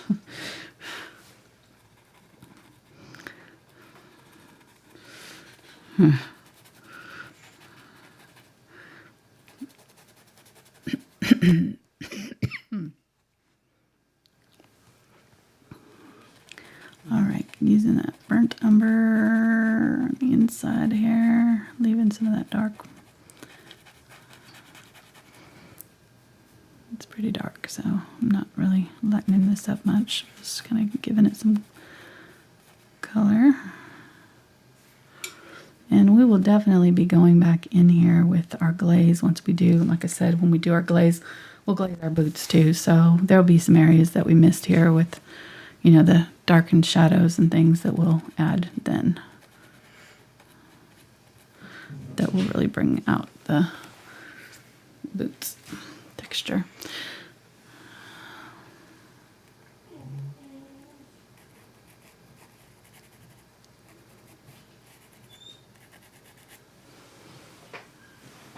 Just a light little bit of that opening in that one showing.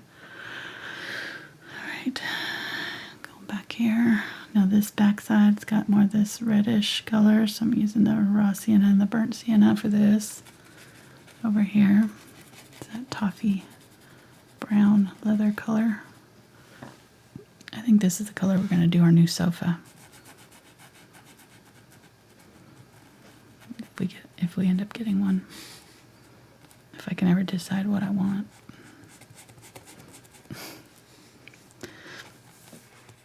I've literally been looking for 2 years, maybe longer. It takes me a while to decide. Well, that's okay. We're going to live with that for a while. I need to have the right one, Mm-hmm. Got to pick the right one. Yellow. I've been saving up for it. We did the renovation on the house a couple of years ago, so now it's furniture. Now it's the furniture that doesn't match the new house.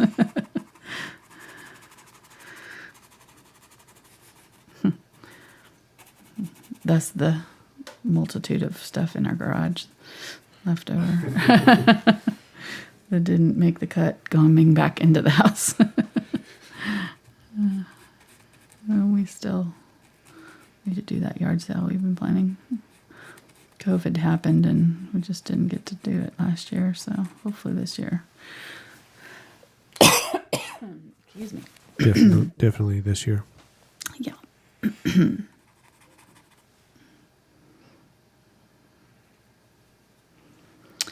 All right, so just doing the same thing, just building up these areas here. This one's got some real wrinkles in here that I'm trying to bring out. To put my darker area in, and then grab some of the lighter color, some of the yellows, and put those in between.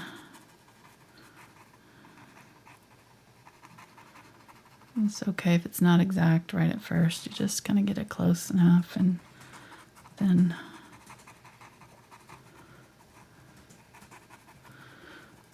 kind of blend out where they touch. So, and this, because this is such a dark area, these yellows are not, not really covering very well on it. So that's normal. You could add a little bit of white to them even if you're really having a hard time with it, with your yellows covering the background.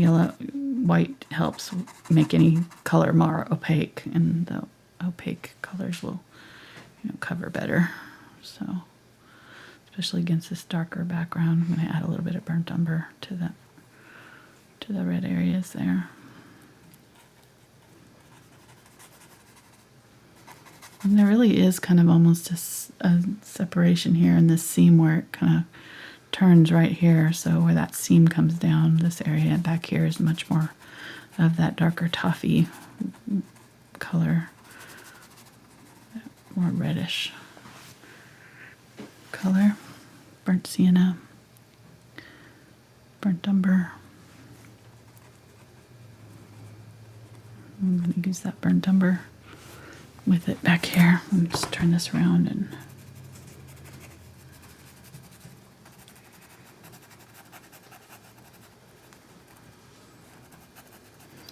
and also that person that was asking about the color, choice. There's really not very much black in this. A lot of the dark areas are brown. So if you look at that, you choose your darkest, your background color, in your darkest color. So even over here, where we have these barrels, it's still not quite black in some of the areas. It's still, dark brown. So got a little bit of something there. By doing that, it's less work covering, especially in areas like this where we're trying to cover that black up with these lighter colors, or cover that dark background with the lighter colors. This makes it easier. Just a little bit less of that to contend with.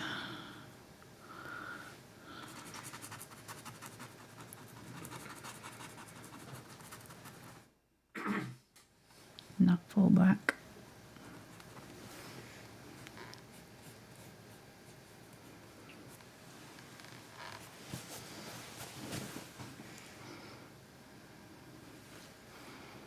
What you laughing at? Conversation turned towards saddles.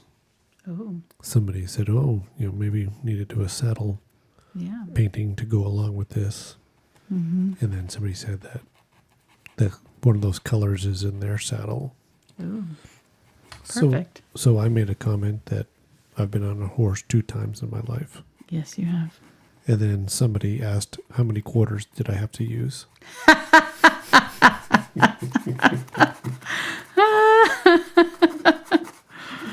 That's awesome. Touche. This very close to true. The first horse could have qualified for one of those types. It was like the most sway back nag you've ever seen. I mean, I'm not kidding. That back was like this. It was, and he couldn't get it to go. It kept turning around on him. It kept wanting to go back home. So the guy. Despite all of my professional cowboy moves, he's holding the reins up like he's like yeah. That's how they with do it in the two hands movies. like this instead of like down low where you can actually control it. That is not how they do it in the movies. Super slack reins, just holding it straight out in the air. I turned around and looked at him. I just about died. I didn't. She's like, I don't even know that person. And there was only two of us plus the guide, so he knew that I was with her.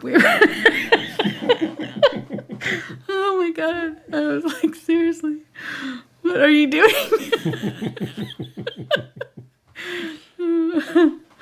I didn't even think that, you know, I don't know why I thought that you'd just be able to do it. I don't know what. And the guide did I'd too, watched obviously. The Lone Ranger and other westerns, so I knew exactly how to ride a horse. This was in Mexico too, so there was a language barrier, pretty severe language barrier between us and the instructor dude. Yeah, so we've told this story before, but you know the fun, beautiful horseback ride along the coast of Mexico, Ocean. Yeah, turned into a death-defying horse ride along these steep cliffs of Mexico on this horse that wouldn't do anything. And then when the guy slapped the horse on the backside and it took off, my life flashed before my eyes. I was oblivious. I was up front and I was just like, oh my gosh, this is beautiful. Look at all those flowers. And I'm just riding in heaven. What And Mark's going through holy terror behind me. What movie was it where they rode the horses off the side of the cliffs into the ocean? Yeah, that's what I thought I was going to be doing. Butch Cassidy and the Sundance Yeah, Kid. that I was reliving that. Oh gosh. Poor Mark. Mm-hmm. You were a good. I was like, You were a good sport. I don't even have life insurance, so I don't know why she's trying to kill me. We were only married for like a year at that point. Mm-hmm. I've got no money. What are you doing? Yeah, exactly. I'm a college student. She wanted my 10-speed that bad. I did. Yeah. And he's not kidding. That's all he owned. I'm the one that had the car. I think he married me for my Pinto. That's what I'm beginning to key in on. That's true. I had a sweet ride. Mm. All right, just going through here.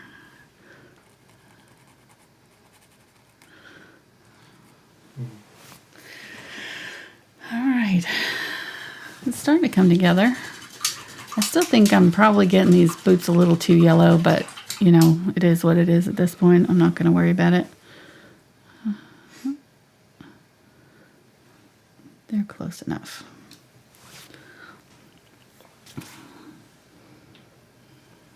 There's another crease right here. Nice dark crease right here, kind of triangle shape.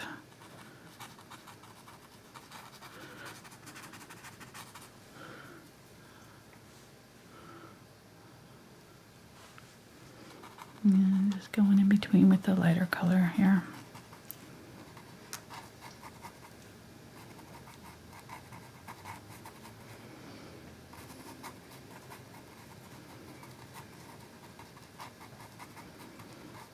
So put your lighter color down and then just kind of brush through it. This brush makes it really easy because it's so textured. It really pushes that paint around really nicely. So makes it easy. Even if that paint's dry, you can still kind of dry brush it in. Even if the paint, you know, you're painting, trying to blend into is dry, it still does a fairly good job, decent job of it. Let's get a little bit more of this darker color here. So there's like a crease here. There's a dark crease here that goes all the way to the edge right there. And then another little crease right here.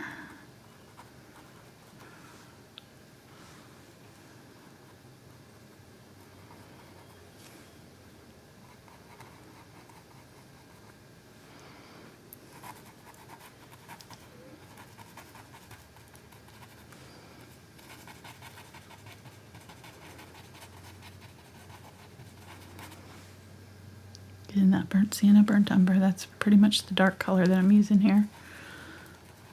Both of those together.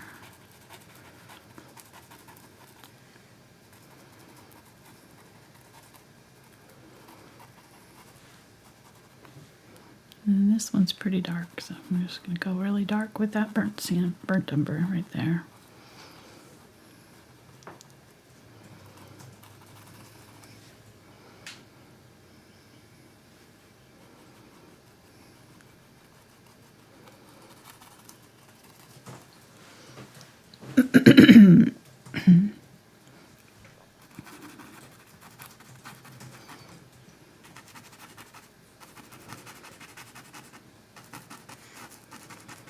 I actually saw somebody going into Walmart with spurs the other day. It's like, seriously? I don't know.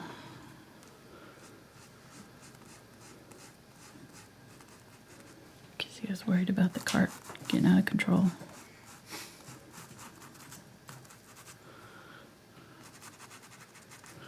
They're pretty sweet spurs, I have to say. It's pretty impressive. But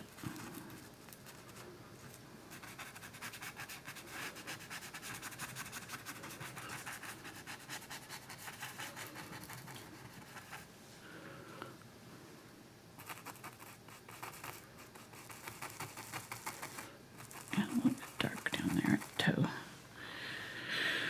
area. It's looking good. I like it. So far, so good. Let's get in some of this lighter color. Okay, so we're already at 2 hours here and haven't even gotten to that yet. I know. Sorry, Mark. Mark's like, I was hoping to get some daylight so I could get out in the garden today, but that's not happening. It was raining, so Oh, that's it's true. super wet out there. True. Well, you could Tomorrow's going to be sunny and 75, so it's going to be a great day. always play your video games over there as long as you Oh, can. I guess, yeah, I could, well, yeah, we probably don't want me to do that. Yeah, that's true. He yells at him.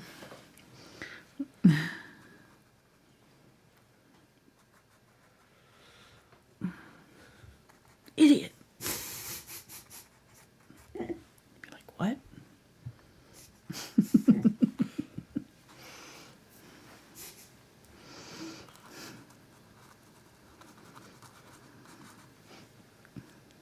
Somebody asked if they could use a craft level paint for the background. Yeah, absolutely. Most of this should translate okay to craft paint. You know, I'm adding water to these, so they're fine, you know. And the craft paints will be pre-mixed, you know, so.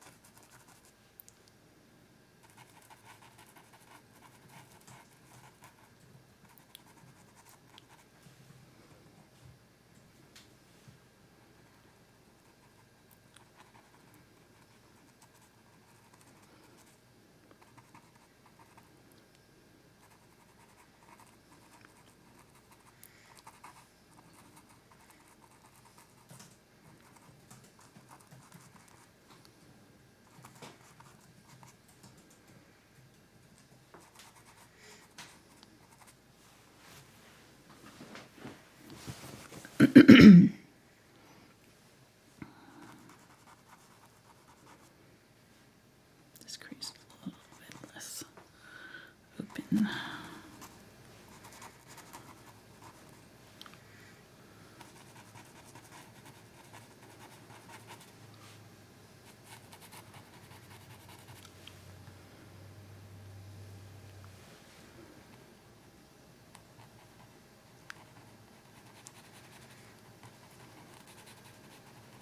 See, and once you get your kind of first couple layers down, it makes it a lot easier to do this too, because then now I can really just kind of scratch on my highlights over the top, and I don't have to blend them in much. I'm gonna just dab them in.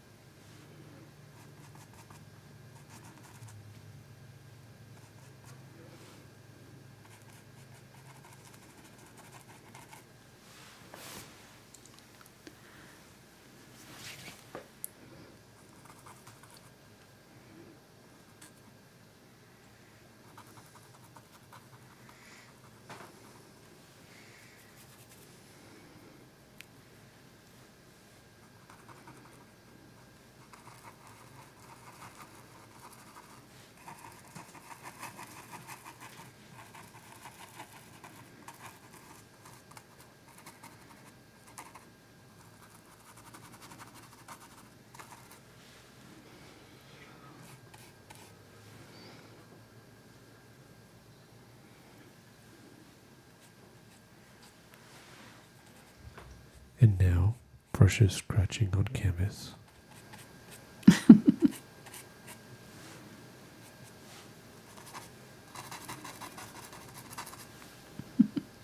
That is a good like ASMR sound, isn't it?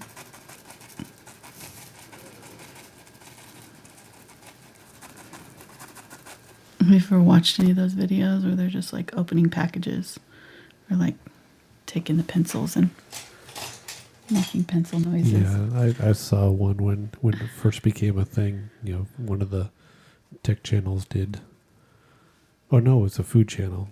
Did a thing with food. Oh, that's cute. Quite funny, yeah. Yeah, I saw an artist do one. You know, she was opening packages of canvases and stuff. It was pretty funny.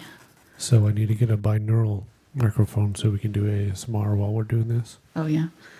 What does that kind of microphone do?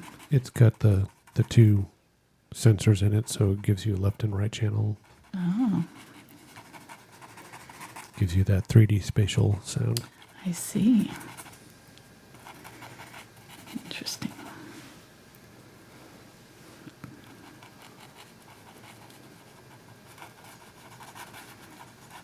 But they're like super sensitive. Oh yeah. Yeah. So I already get comments about my breath noises. I don't need to make it more obvious. I'm a mouth breather. My sinuses are all jacked up, especially this time of year. So inevitably I'll get comments about mouth breathing. Well, me personally, I'm glad that you're breathing, so Me too. that's a good sign.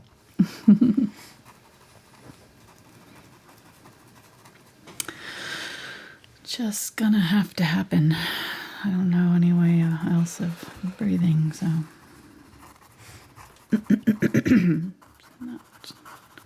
Not happening through my nose, that's for sure. And you're also a mouth talker.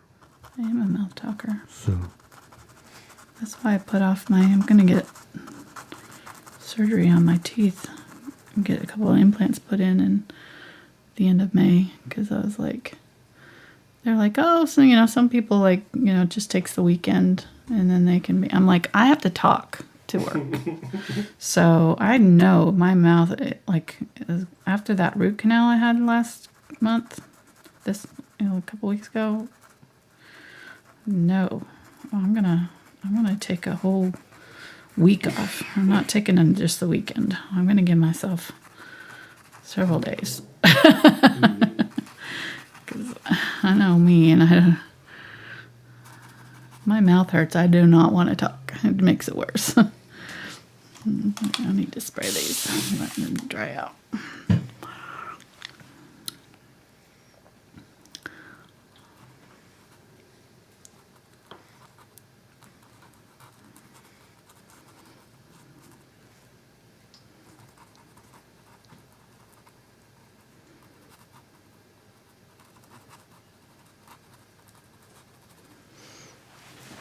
All right.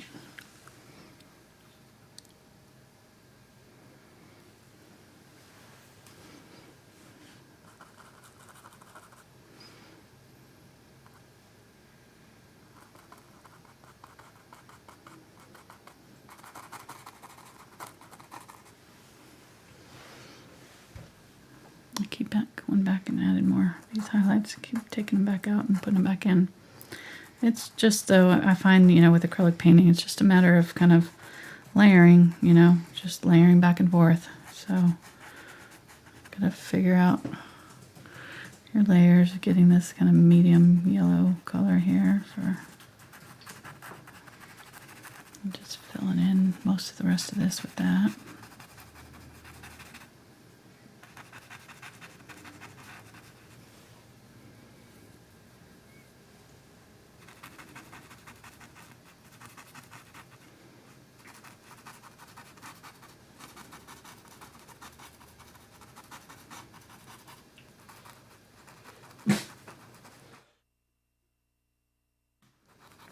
Laughing.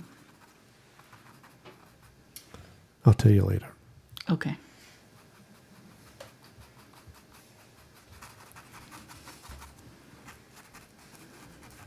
I think I'll delete the comment now, though. Okay.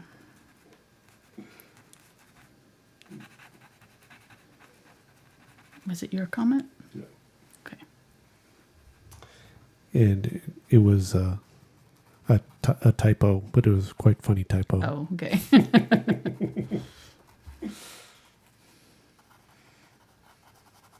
But I think we found a new word to put on the list. Oh, really? Okay. It got through? Yeah. Get through the banned list. Well, they're lucky that it wasn't on there, because then they would have been banned from chatting. I think when you do that, you automatically get banned for a few minutes. Well, it puts it on, Puts you on timeout. But only the mods can see it, and so we can decide to let it through or not. Okay, I didn't know that. Yeah. Oh, that's interesting.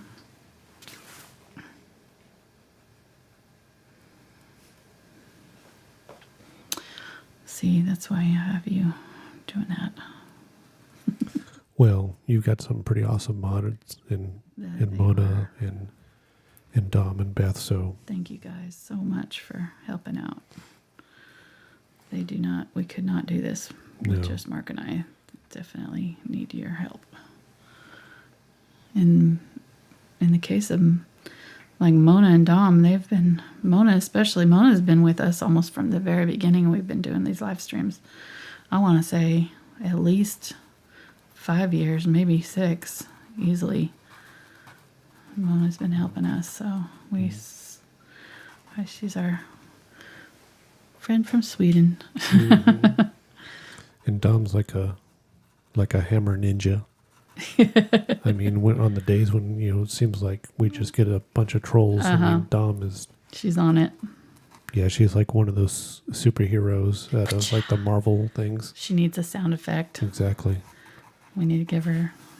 Well, it's too bad she doesn't have one. Or maybe she's got one at home. She could push the button every time she bans somebody. Hammer time. We'll get her some parachute pants. Yep.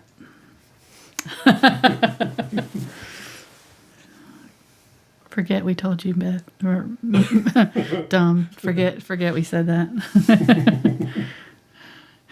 Act surprised.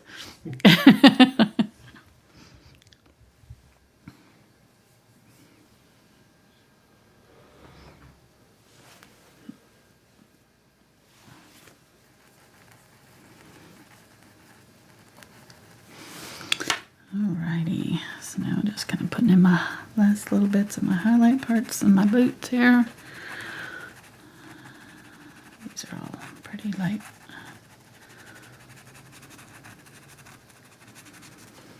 They're doing all right though, I think. I like this kind of style for shoes and things, leather. I just think that kind of rougher, kind of more, it's not like a smooth blend. It's kind of more painterly, I think. I just like that kind of texture. So if you wanted to blend it more smoothly, you could use a softer brush, like the angle brush or something like that to do. But these brushes actually do a really good job of blending. I'm finding, thus calling them blender. I think Princeton was onto something when they named them. They're engineered just for this kind of thing. And they really do push the paint around nicely. Okay, so there we go. So now I'm gonna since there's so much yellow over here, I'm gonna use some of this over here so that they kind of go together, and use this color in my barrel. And that way it's not gonna look like out of, it unifies the color scheme. There we go. All right. We still haven't done our glazing on this, so we still have that to come. But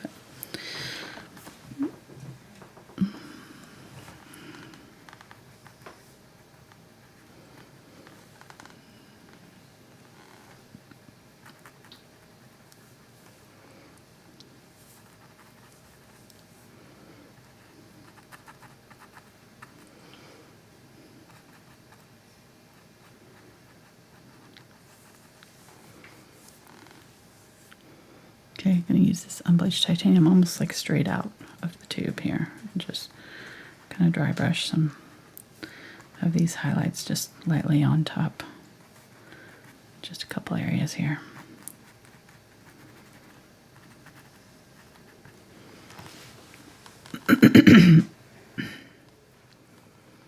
This area is still a little bit wet. Okay, and then getting the burnt umber, burnt sienna, coming up from the bottom here. Just blending that back up into the shoe from the bottom of the sole right there. That little crease where the leather goes down into the sole of the shoe. And then I can't remember what color I used for that, so I'm just going to use this kind of black gray, I think. Maybe a little bit of brown. Burnt raw umber. And just scrape it along there.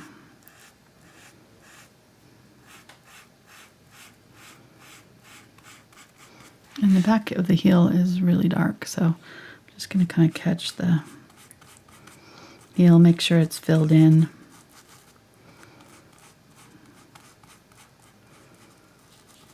And make sure this little area here is dark too. Get some black right there.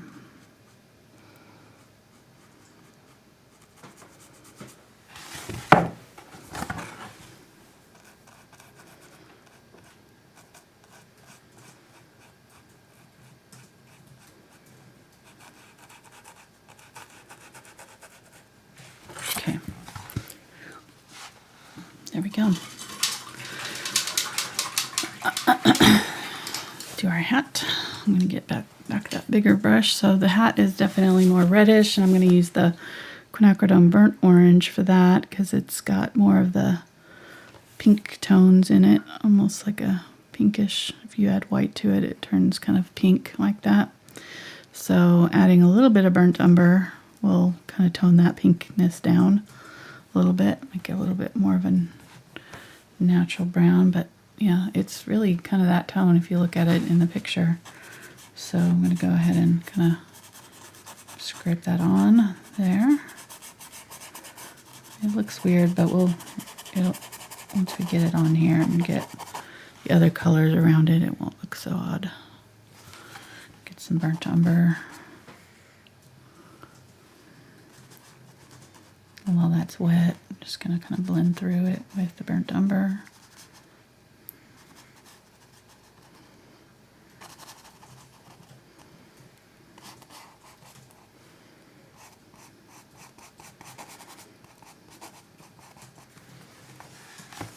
It's probably too pink, but we can fix it.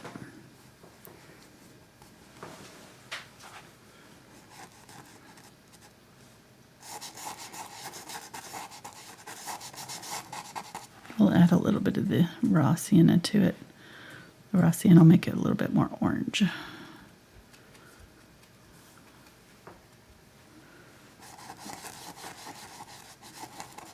That's better. And let's get some of the Naples Yellow Hue for the outside of the hat.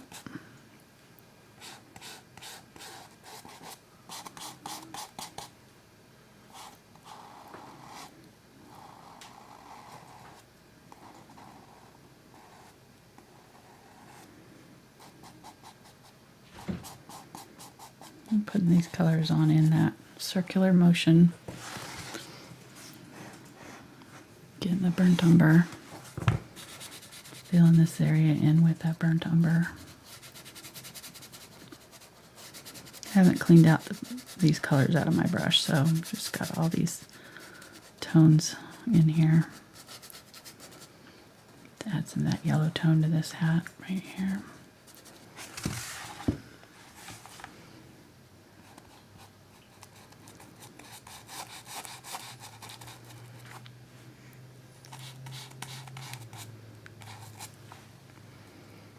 Get some of that Naples yellow. This is obviously too bright, but we're just kind of laying in our highlight areas, our main areas here and then blending it out.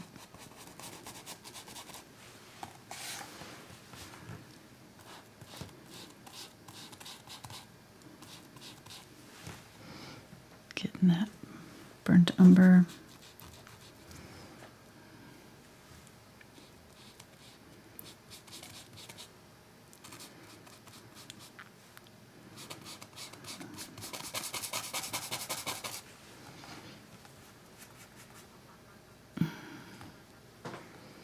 Burnt umber, burnt sienna.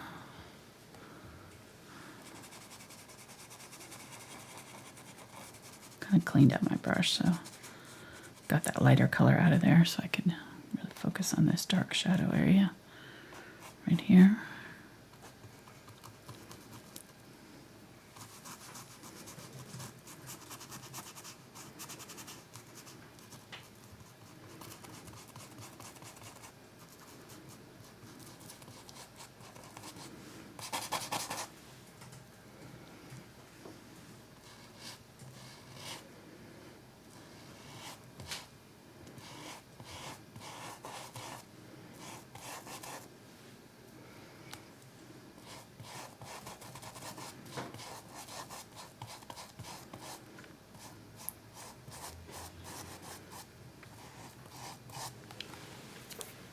Go.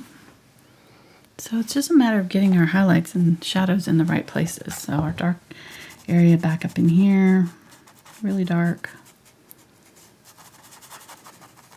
and popping in our highlights in our areas that we want to kind of come forward. Little highlight here. Brightest highlight right in here. Getting some of that unbleached titanium for that part.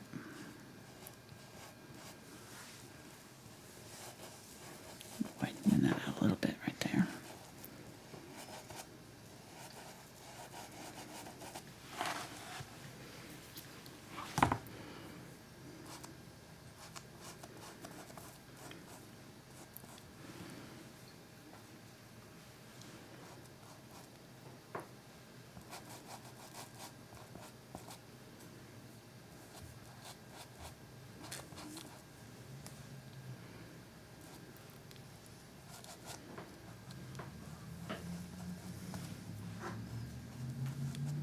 You let that dry a little bit because it's not wanting to stick new paint down.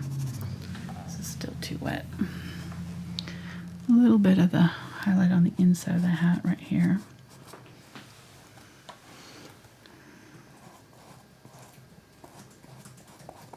Yeah, this has got to dry. Okay. And then the outside of the hat has a highlight. This is too thick, but I'm not wanting to switch my brush out, so I'm just being lazy right now. Can do that in there and then get my lighter color and just come up against it with my darker color to push it back. Tidy up that edge there.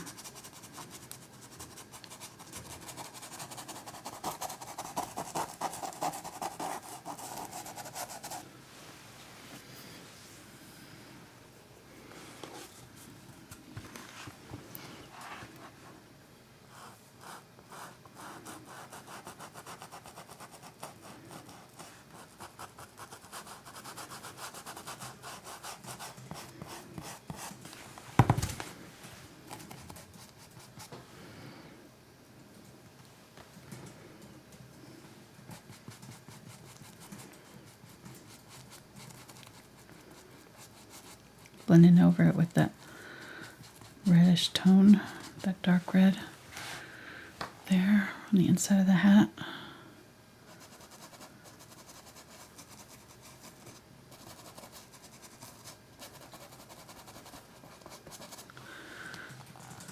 And any of these areas that seem like, a little bit abrupt, you can kind of blend out. This line here is going to be dark, coming around here, and then the inside right here is catching some light, so it's gonna have a highlight that comes up like that on the inside of the hat, right there, coming down.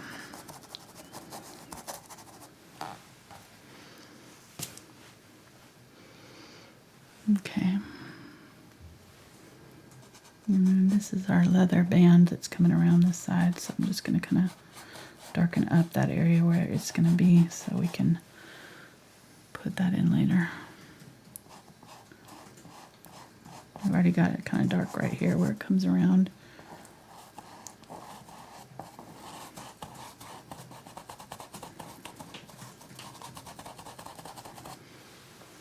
Okay. I need to fix that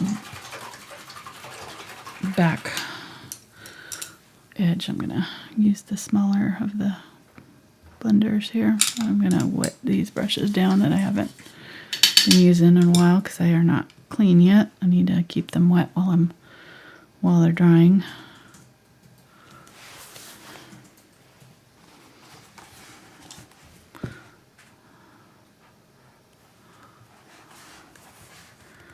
Okay, so bring that up just a little bit right here, back down.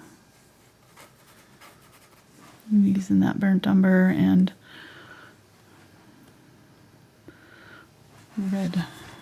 reddish orange, the burnt orange there, to do the back side of this hat. There.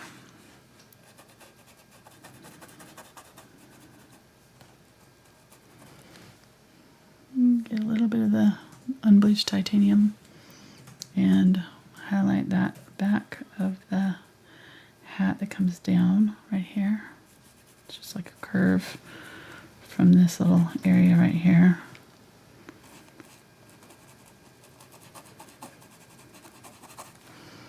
And it goes dark pretty quick, so it's only just a little highlight right there.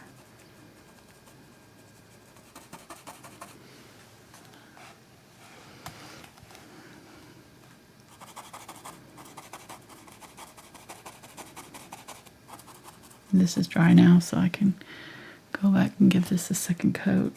Add some more of that highlight back in where I want it brightest.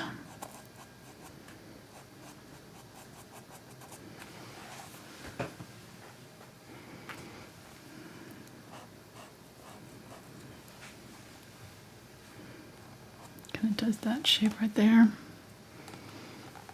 And then it has like a V through here.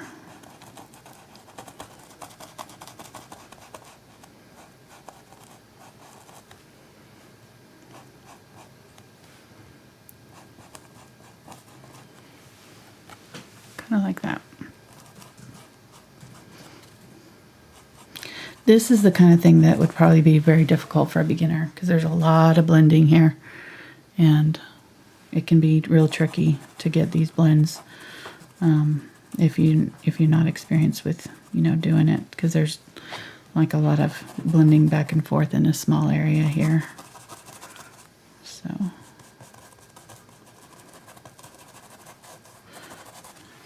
I would say this part is probably one of the more difficult parts, this and the boots. The rest of it's pretty easy, but this part and the boots are pretty tricky. And I'm going to make sure that I have this color over in my boots. So just like I did with the thing over here, I'm just going to use this burnt orange color in my boots over here so that they all all of these colors sort of mesh together.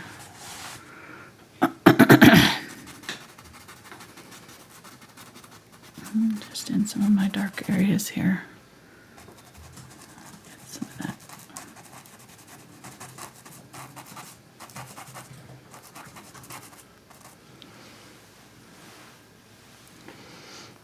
Okay.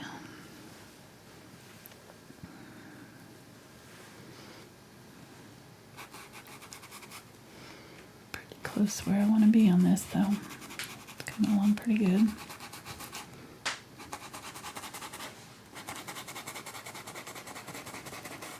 That highlight right up against that dark area there, That's what really pushes things forward. So that's what makes that tip of that hat look like it's coming out towards us, is that little area right there between that really bright highlight and the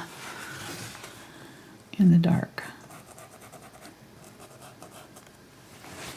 I'm having a hard time keeping this straight, so I'm gonna switch to a little bit smaller brush. Let's go ahead and get the 2 round here and see if I can get these areas kind of right around these highlights in right around the outside of this hat. It's still kind of a stiff bristle brush, but I've got it watered down just a little bit.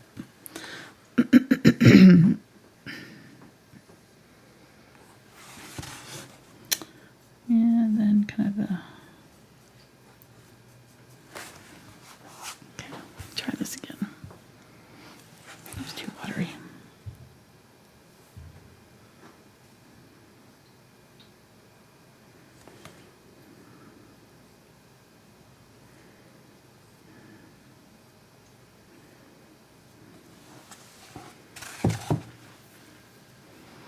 So this is raw sienna and Quinacridone burnt orange that I'm using for this to go around this side here. And so I need to bring this out some. So this needs to come out quite a bit right here.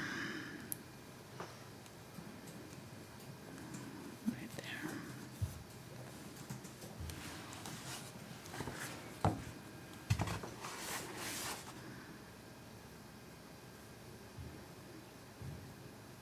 Here's Spencer kicking the soccer ball against the house outside.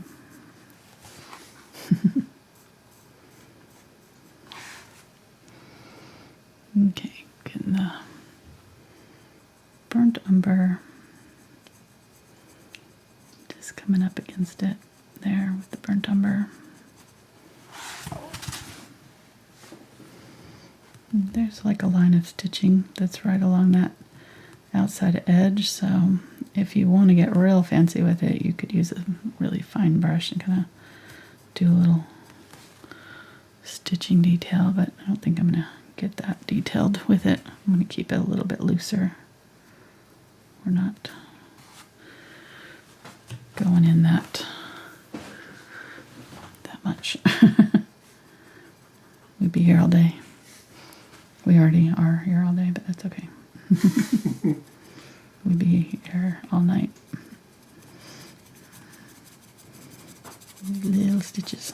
I might do a little bit of it on the boot though. Okay, so the boots are dry. So while I've got this brush, I'm going to go ahead and do in some of those details that I was wanting to do on the stitch on the boots. So I'm going to get really dark and come down here and use the very tip of the brush.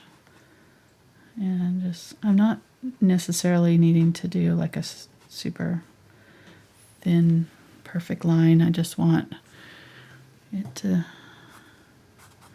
be thin, but kind of a broken line-ish, like that.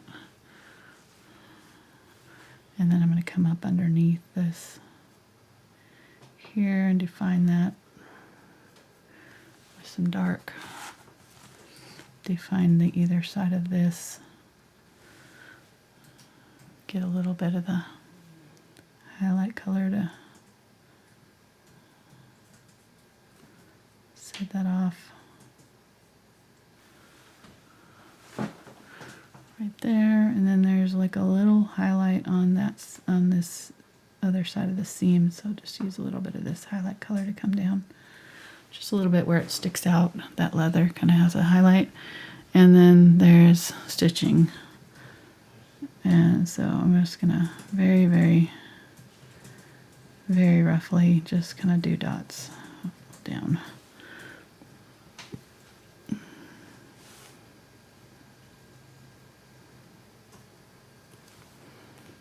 And we could switch to a little bit smaller brush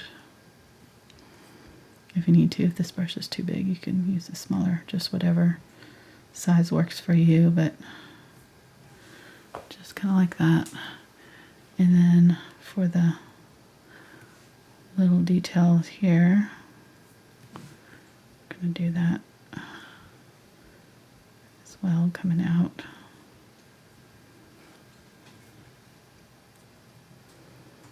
There's several rows of stitching there.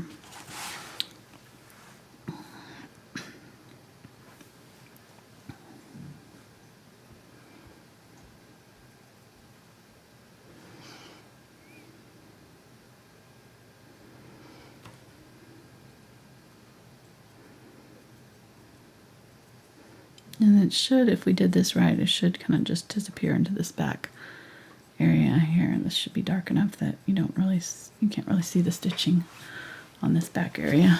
And there's maybe a little bit of the highlight showing though, so just like a little tiny bit of that highlight from the top of the leather that's sticking out right here.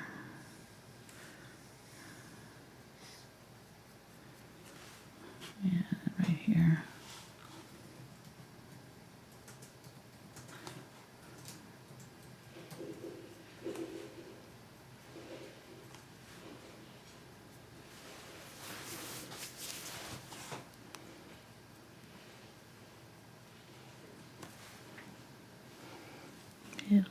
It'll be here.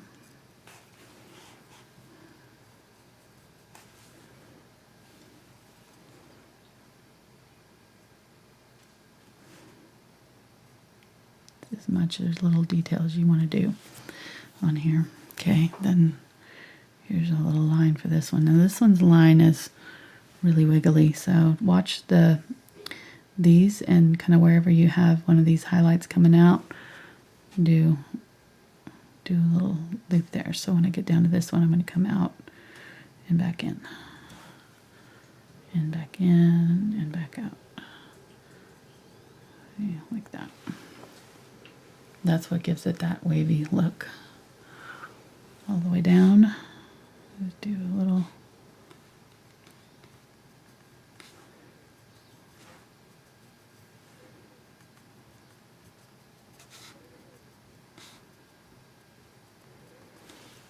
Okay.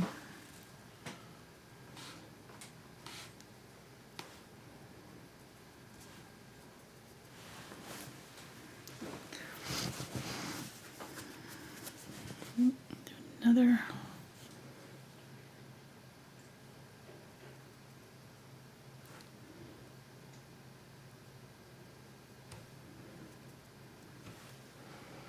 Okay. Let's go ahead and get the black here. I'm going to go right along this edge of the boot so that there's a nice dark seam right there where the leather meets the sole of the boot. And then let's go ahead and work on this braiding here. I'm going to get the Unbleached Titanium and some of that burnt Sienna, burnt Umber. That's our main hat color. And I'm going to mark out the outside of the band, so just very lightly marking out the outside of that leather band. And honestly, you could leave it off, or you could just kind of do this part and leave it. You don't have to do the braiding. So I'm going to do the braiding, but you definitely don't have to if you don't want to. Leave a little gap right here of the dark and then do this side. So if we did this right, we should have enough of that dark to have on either side of this. And then there's like a little leather strap that comes across like that. Right there. This is too bright, obviously. We'll have to darken it up, but just putting it on with this color since I have it. Okay. And there's some random leather or something here. Just gonna indicate some little things. Okay, so for the braiding, I'm not going to do a ton. I think I'm just going to kind of crisscross very lightly, and I think I might try it with the dark, have the dark and the light on my brush, so like the light on one side and the dark on the other. Try loading my brush that way so that I can get, yeah, I think that should work. So like a burnt umber on one side and then this light color on the other. And just kind of blend them a little bit on my palette. So I'm just going to kind of go in this V shape. That's about as close as I'm going to get to being detailed with it. I'm not going to do much more than this.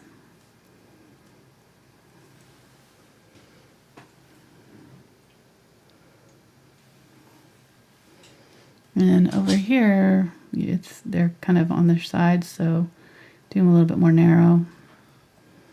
And then by the time you get around here, you're not seeing much of anything. They're kind of just disappearing off into the space. Okay, getting some of that darker leather. What? Fitz was wanting in, so Spencer was letting him in, but then Cashmere was going out. Oh, So she hissed at him. She had to hiss at him, Yeah. and then, of course, Fitz had to go out with her. Yeah. So Yeah. more important things to do. Gotta harass the cat. No, I'm back. I'm No, back. I harassed Not her. so interesting. I'm done. Done messing with the cat. Hi, puppy. Hi, see you. I know Mama's doing long today, huh? All right, getting the black here. Now I'm glazing. So I've got my glazing liquid. This is just turning my black a little transparent. I'm going fairly heavy with it, though, on this part because I want it to show up pretty well. So I'm going on either side of this leather band just to darken up the shadow. And what I can do is wipe that brush off and just pull that paint out on either side a little bit while it's still wet. Just kind of take it from that wet edge out into the area where I want it to blend. Get a little bit more.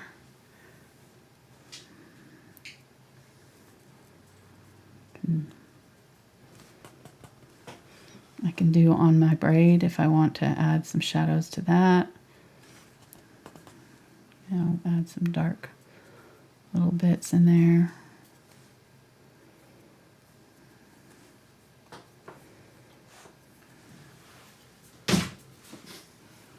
It's like, all right, I'm done. They're not interesting enough. Mm-mm. Go back out. You can't make it.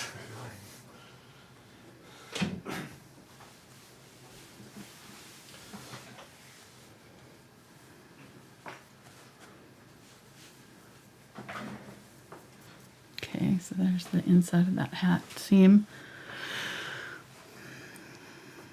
And I can tell already I need to add a little bit of highlight right in here where that hat, the inside of the hat leather kind of pokes up. So I'm going to get this color that we used for that braid and just kind of tap it in right here. Just a little bit of it right along that dark edge. That'll just pull that part forward up out of the shadow. There we go. And then this part too will have a little bit of that color.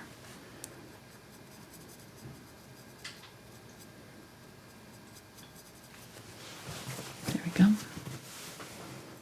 And just make sure that we blend it down into that.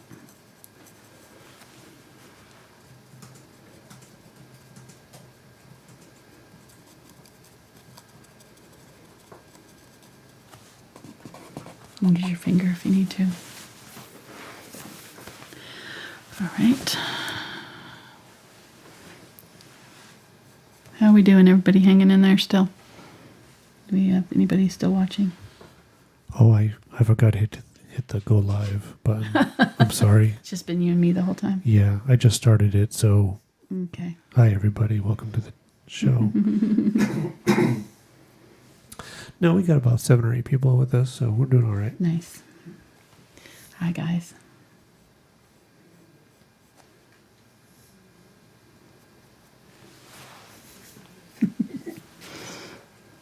That's about right for the summertime numbers.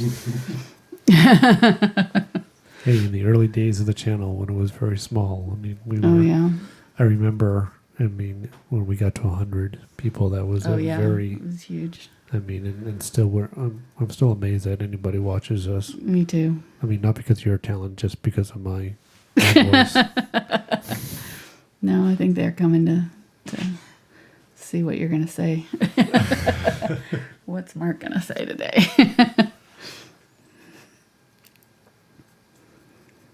Yeah, when we were talking about the retreat, the guy was like, yeah, so you can have your husband along. I'm like, oh, yeah, people wouldn't come if I didn't bring Mark. He's half of the show.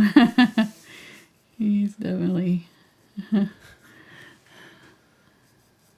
And again, it honestly, because this, as much as I enjoy painting, doing it live is somewhat stressful, and just the whole putting yourself out there, in art in general is stressful too.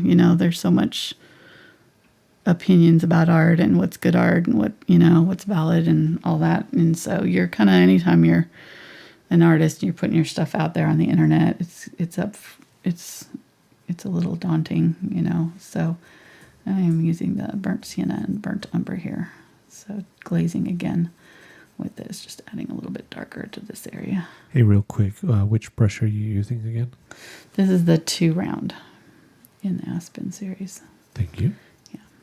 So anyhow, it's just, anytime you're doing this, it's a little bit stressful. So having Mark along is nice for me because I feel like he's kind of a buffer. Even though he doesn't stop the mean comments, I still feel like I gotta. Well, and we honestly, we're very fortunate. We don't, I say, I laugh about mean comments. We make fun of the people who leave mean comments because, seriously. Because that's who we are. Yeah. Seriously. In real life. Right, yeah. What you see is what you get with I think yeah, I mean it's people want to, I know I want to always, put my best self forward for everybody, and so everybody only sees the best part of me. Mm-hmm. But like you said, doing it live like this, they get reality. Yeah. This is us. They see the good, the bad, the ugly, the mistakes. Yeah. Everything. So, everything's all out there. So, which is, I think helps make it more personal, and people can identify with it. Like, okay, not some super artist because, I'm working it out just like anybody else. Yeah. It's a process. It's not a science. So, right. Not a magic formula. Right. No. No matter how many times I've painted, I mean, there's only certain things where, like, some flowers and things where it's just never stressful. It's always, just really relaxing and enjoyable. But, anytime I'm doing anything that's kind of somewhat realistic, I want to do a good job. And so, it is a little bit stressful. So having Mark along has really eliminated a lot of my stress. And I don't really know why, but, because I joke, he's my what animal? The support animal. What is that you can take on planes, with you? What is it called? Animal. Support animal. Yeah, that's what Mark is for me on my shows. I have a special vest I wear during the shows. I may or may not be on a leash, but that's a little too private. We don't have to talk about that. TMI, honey. Oh, sorry.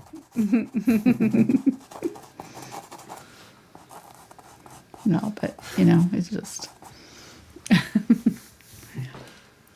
And we appreciate you guys that leave sweet comments and encourage us. We get such sweet, nice emails all the time from you guys, and it's... Overwhelming majority. It is so nice to just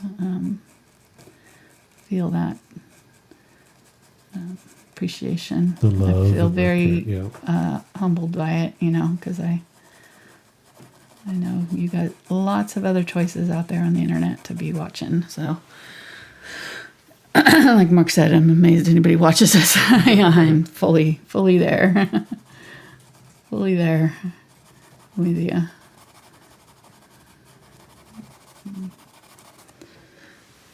Pleased as punch to be able to do this. Hang out with you guys week after week, year after year.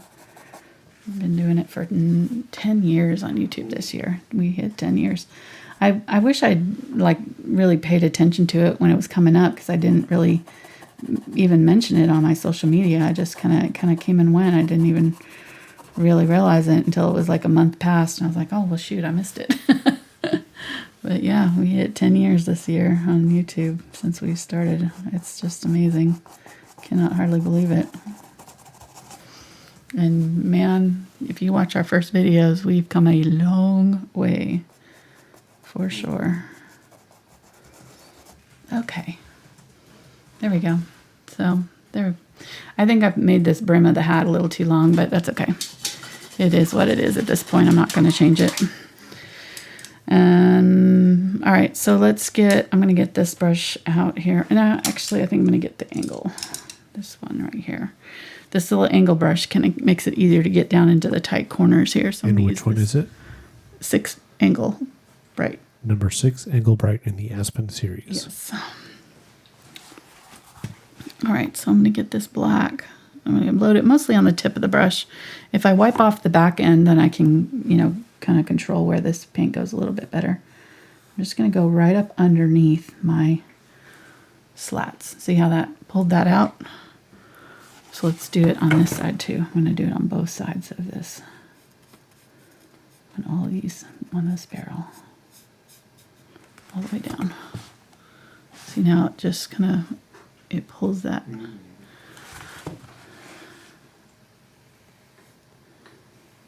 I'm keeping it just along that edge too, mostly will help too. There we go. Gonna run in just the tip through the dark paint there.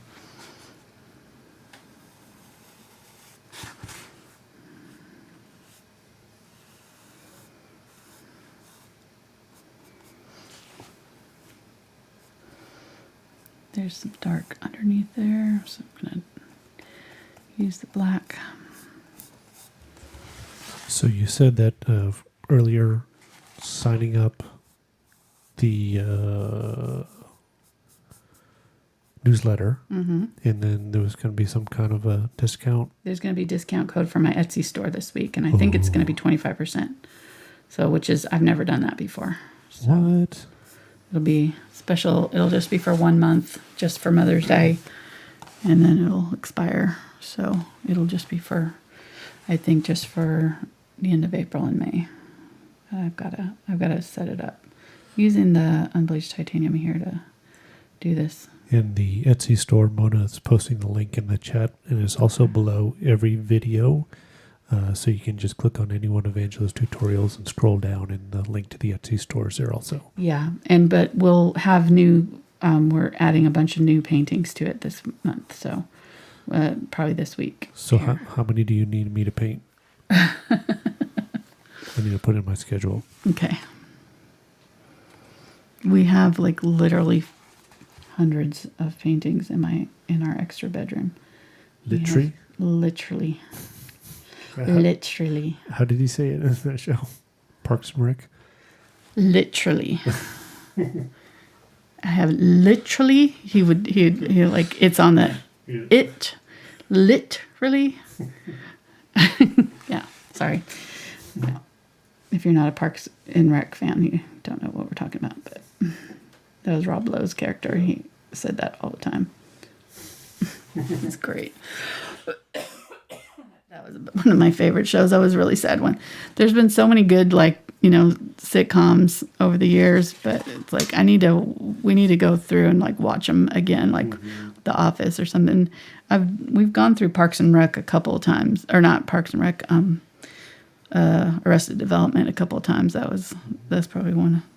Arrested Development, The Office, Friends. I tried to watch Friends the other day. I couldn't. Don't leave hate mail. Couldn't get into it. I don't know. It was just a. I think it was for, yeah, exactly. It was for the times. There's some that. Now the new one, and Apple isn't paying us or sponsoring, but you can if you want to. Apple, just reach out to us. I know you need us. Spread the word about your company. Right, yeah.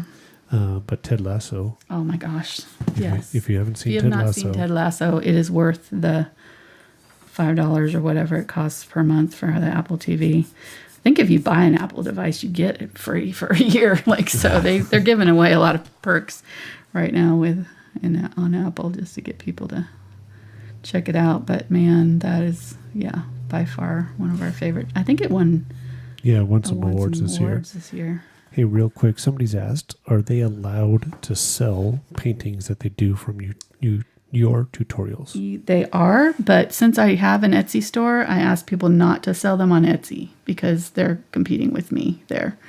But you can sell them, locally or whatever. I don't have any problem with that. It is good to mark on the back. Just, doesn't have to be huge. Just a little note for those who are buying it that it is inspired by, a tutorial. So, you can just say inspired by Angela Anderson or original by Angela Anderson or something like that, and that just is for your buyer mostly, and just to let them know what they're getting. And also to acknowledge the original, design artist, which is moi. It's just a good habit to get into. All right, so doing the barrel slats here, I'm just trying to keep them about in line with, and again, curving them along this outer edge slightly so that they kind of followed that outer curve somewhat. I didn't probably do it curved enough. There we go. Somewhere like that. This one in the middle. I am not getting these super straight, but I'm trying. I didn't curve this one enough. I noticed that now because this is way too high. This should have been down lower, so I need to probably lower this one somewhat down here. It should come down. Follow the same curve as this. There we go. A little bit better. I'm going to go ahead and add a little bit more highlights to this now that it's on there. And let's get it dark.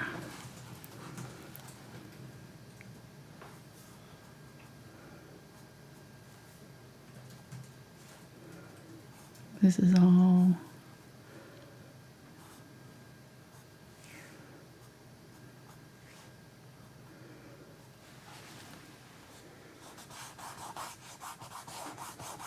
okay, there we go. And then I'm going to use this just to kind of roughly just kind of mess up those lines a little bit. Remember we talked about, how they're going to be, shadowed on either side or whatever. I'm just going to kind of go through and kind of darken up this outer edge of the barrel too. Because some of these are so dark you can't even hardly see. Like some of the areas around it is so dark you can't really tell that there is a split there. So, go ahead and use this dark color to kind of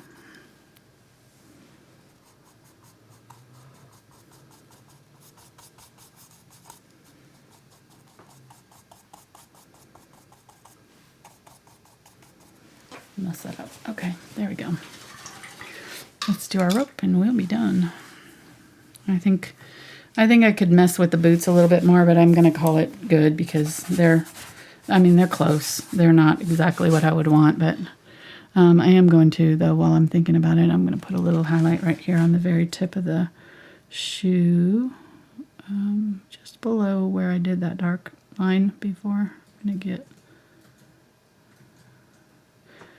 the tip of that sole is sticking out just a little bit, so there we go.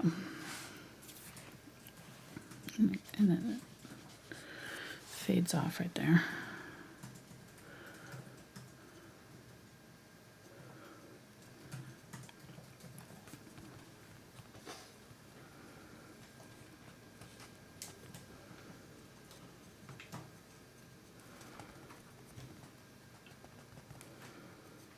And you can glaze with yellow. You can glaze with colors too. You don't have to just do it with the darker colors. So, oh yeah, we did say we were going to glaze on the boots. Well, we already did kind of. I'm going to do some down in here a little bit.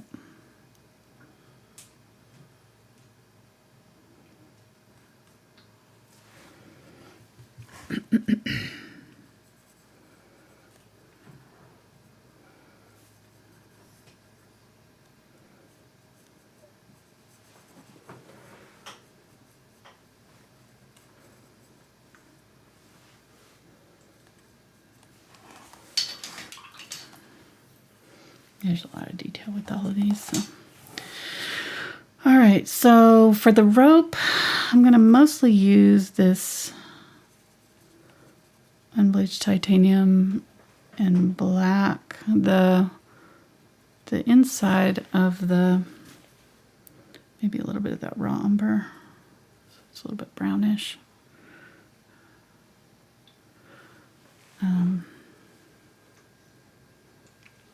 I'm going to use the lighter version though, just to kind of map out where the colors are.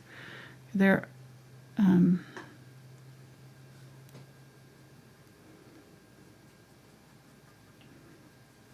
just going to kind of paint it in loosely and kind of go along that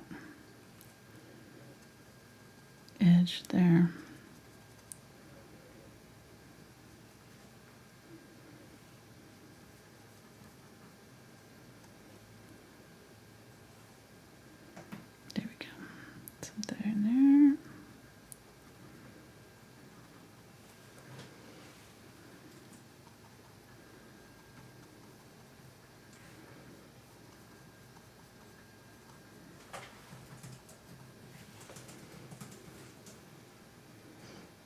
Some of this comes out pretty far.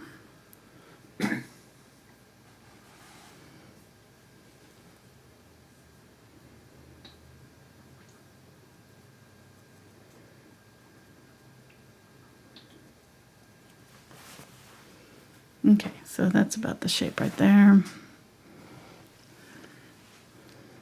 Let's go ahead and bring it around over here. This comes almost straight down right here at a slight angle, right in front of that boot, kind of touches it.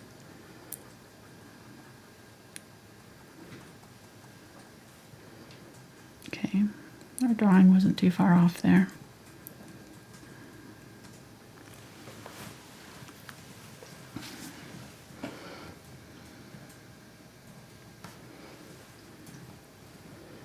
And then the inside one here.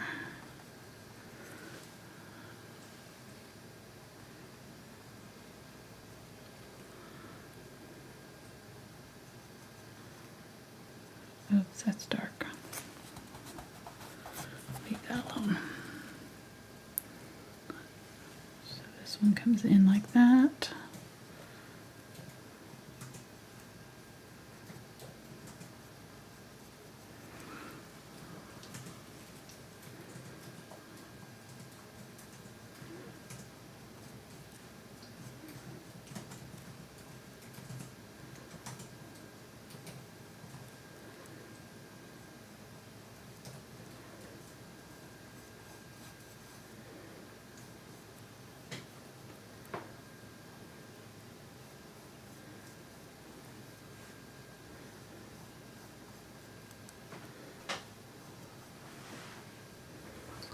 So somebody's asked if you have any tips on painting murals.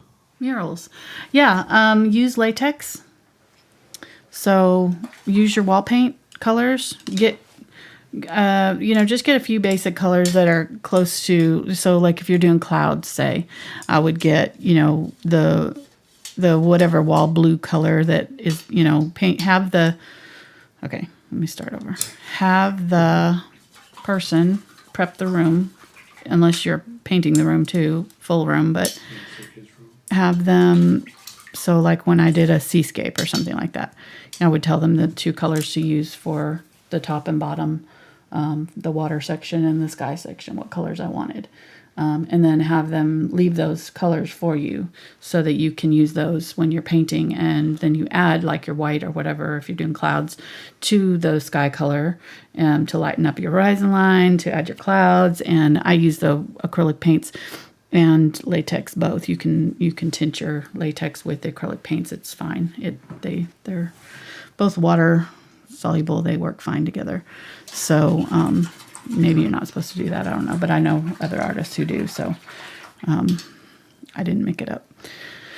But yeah, so just use those together, and the paint will go a lot smoother with the latex paint, because it's made to be a little bit silkier and smoother on a wall, and you'll use a lot less of your acrylic paints. But I would also just say make sure that you charge enough. So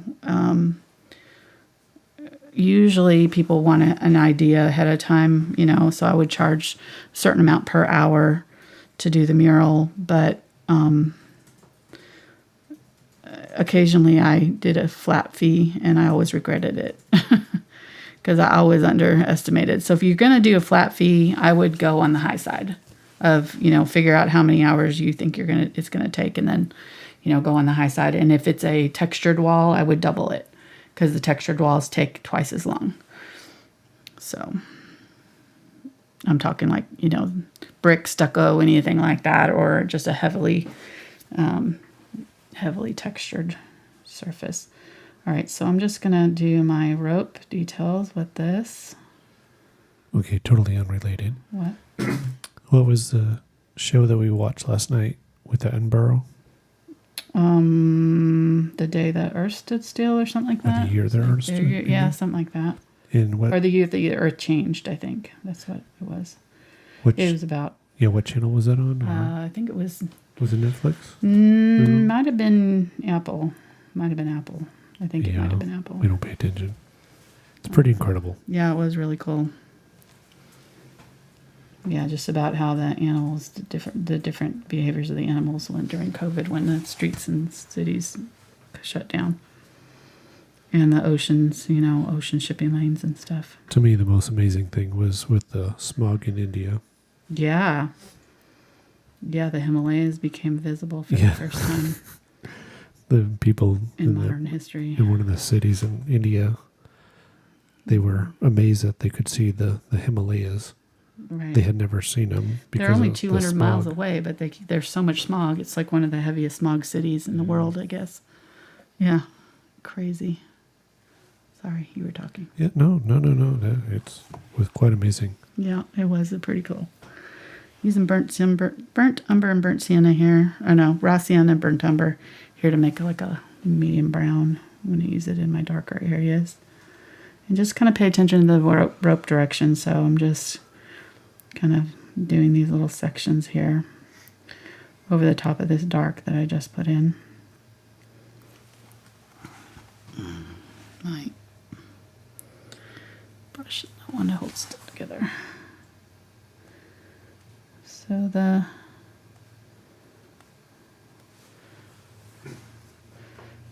it's going on fairly smooth, but then I'm kind of messing it up because I don't want it to be super smooth and perfect, since everything else is kind of roughly textured, So I'm kind of trying to get this on here and then kind of going over it and kind of dabbing over the edges just to kind of mess it up a little. Make it a little bit more painterly looking. I'm going to get some more of that brown, burnt raw umber color there. And then use that highlight color at the top.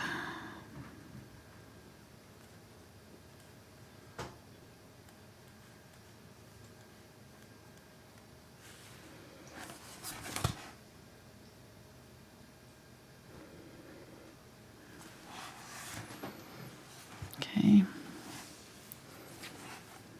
So kind of medium color bottom.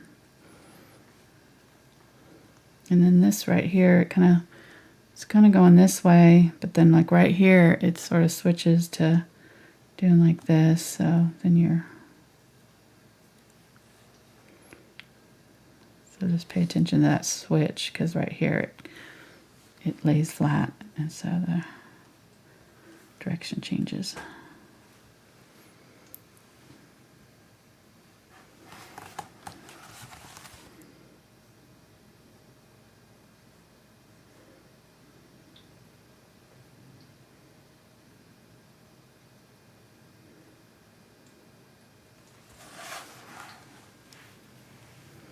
This is very meditative for me. I like these kind of repetitive things. And once you get into the rhythm of it, they go pretty fast. But, you know, just that kind of... And it's actually kind of this S stroke, so you're kind of setting it down and then kind of doing this loop stroke almost. And leaving just a little space of that darker color in between just to give it some dimension. So just a little bit. And if you get too much, you can always go back in and glaze the dark back in, but doing it this way kind of keeps you from having to do much of that.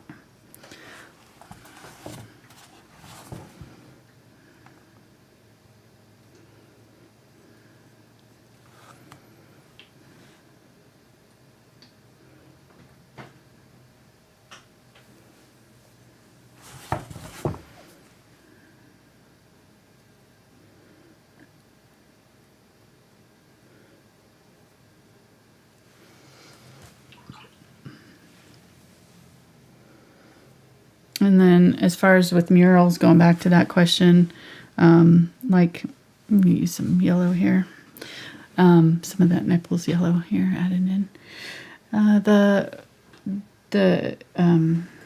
Oftentimes what I would use is butcher paper to sketch out, so, or chalk. That's when I started using chalk and realized what a time saver that was.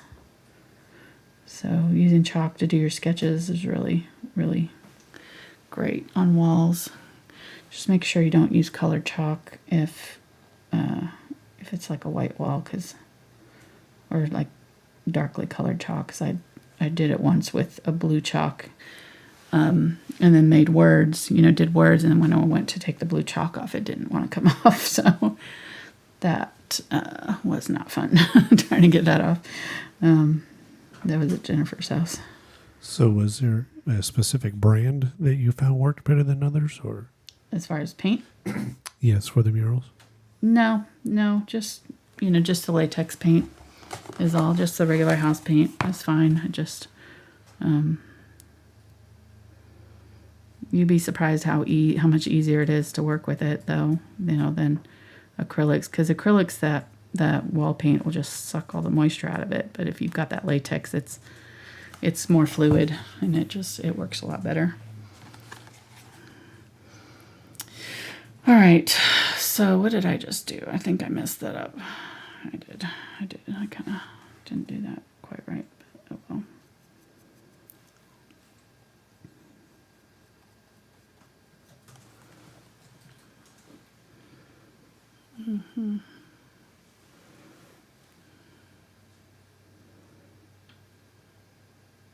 Yeah, this was going, okay, so this didn't connect there. It connected to this one. I am going to fix that because I think it'll look better. So right in here, this is darker. Just darken that back up right there. Right about in there.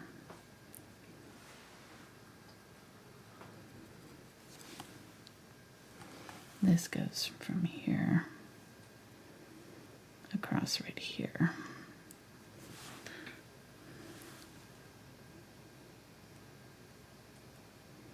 To this right here. And then this is a different one.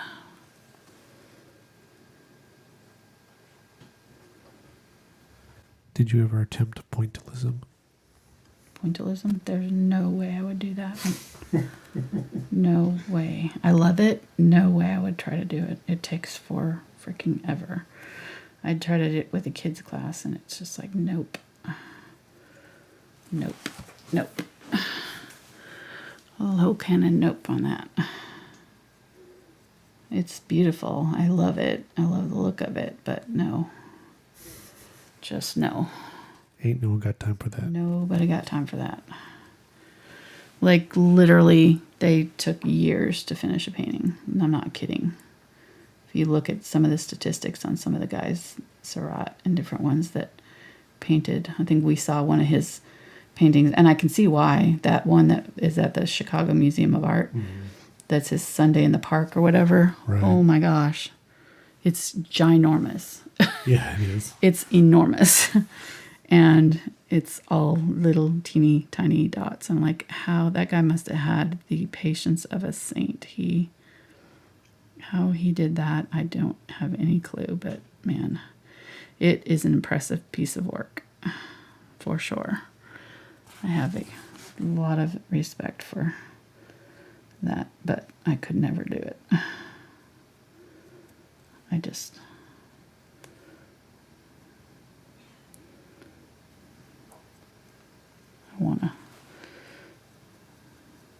I would lose interest, I think, over time. You would just have to have just a steely dedication to whatever it was you were working on to stick through something like that for that long. Okay, so these loops are throwing me for a loop. They're pretty tricky here because this one is kind of tucked behind this one, so I'm just kind of darkening up that transition there where it tucks behind this one in front, and then I'm going to highlight this one out a little bit more so it's obvious that it's in front, and then it tucks down into here, and this one comes in front again, so it's like back and forth. So you've got this little loop-de-loo here. No wonder they called it that.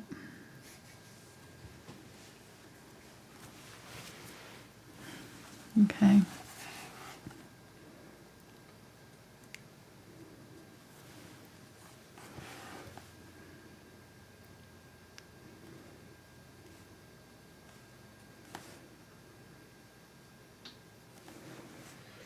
I think I could do like maybe 5 or 6 points. And then you just have to use your imagination to fill in the rest. 'Cause, yeah, no. Yeah.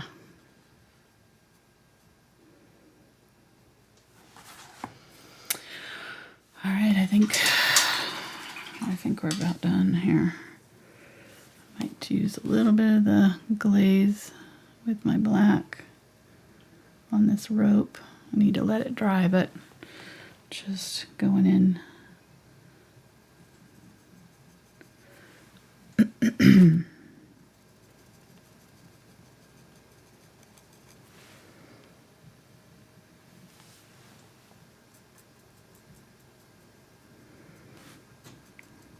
Right here, some of these areas where they're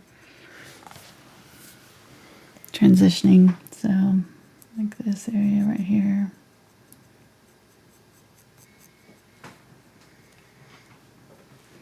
In between our little loops here, making sure that this is dark right up under where this comes down, dark right here. Having that glaze really makes a difference. It just kind of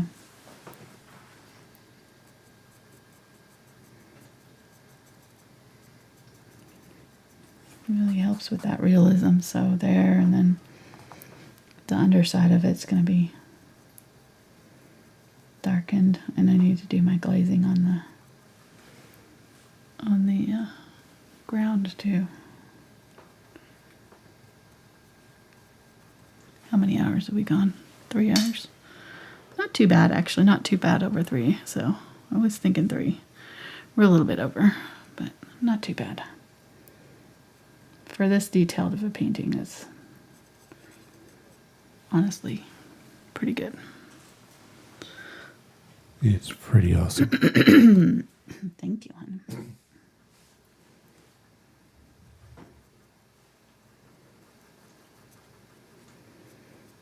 Okay. So they learned how to paint wood, how to paint leather, Yeah. how to paint rope. Yep. So yeah, all types of different looks.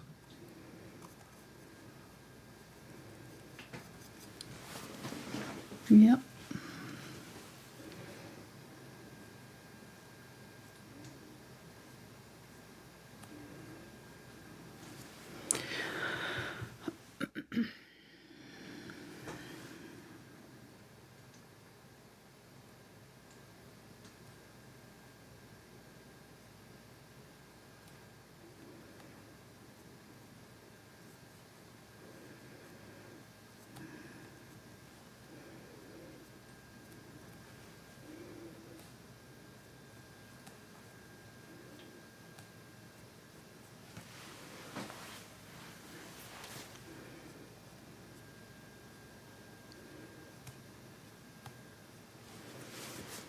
Yeah, I think I'm kind of, I don't know, I'm like losing the rope.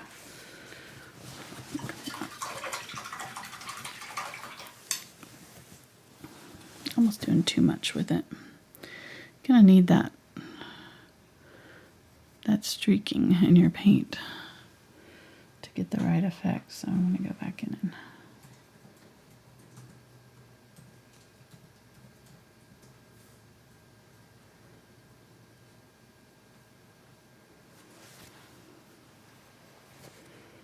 streak a little bit in between here.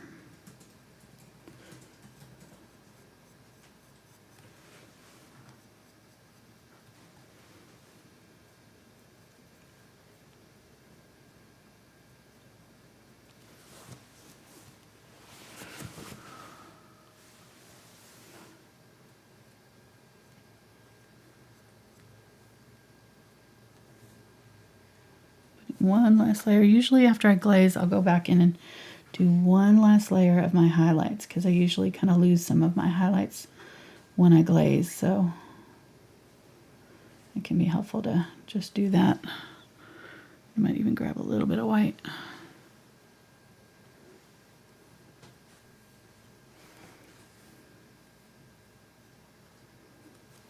Let me get a little bit of that yellow with my white. A little bit of my yellow to my rope.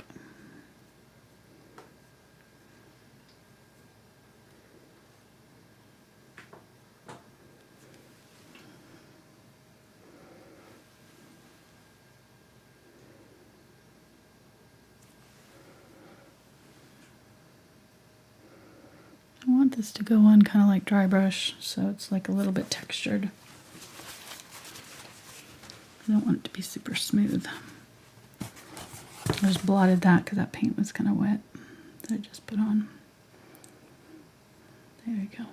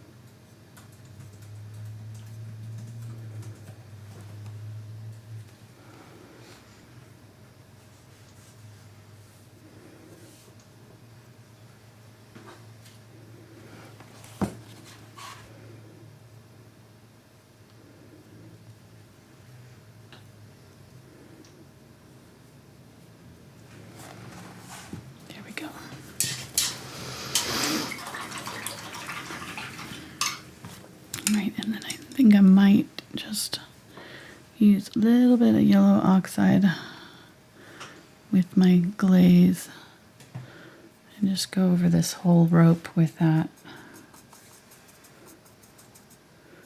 Just add a little bit of yellow because that's a little too pale, I think. Needs a little color. Okay, there we go. And then I'm going to use this brush, now we've got it, with that black on the tip.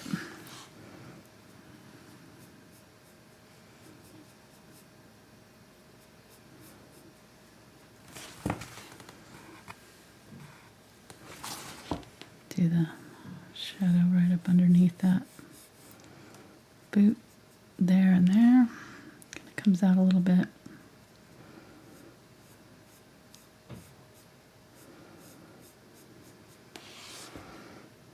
It kind of comes straight back.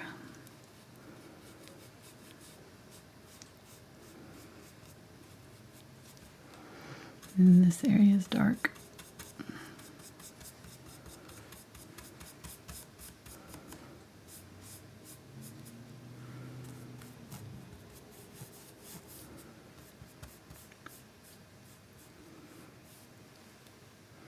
There. See a little bit under the rope right here.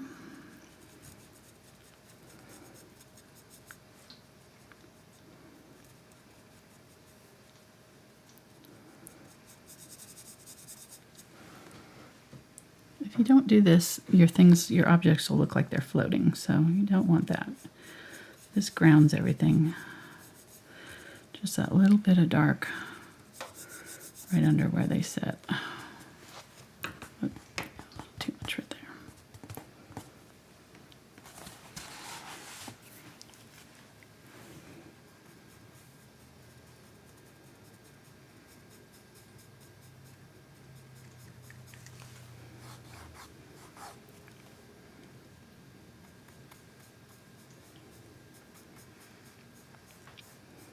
And often it'll kind of mimic the shape of the object. So if you've got kind of like this barrel is kind of coming out a little bit at an angle, this one is kind of coming out at a little bit of a rounded point right here under the boots.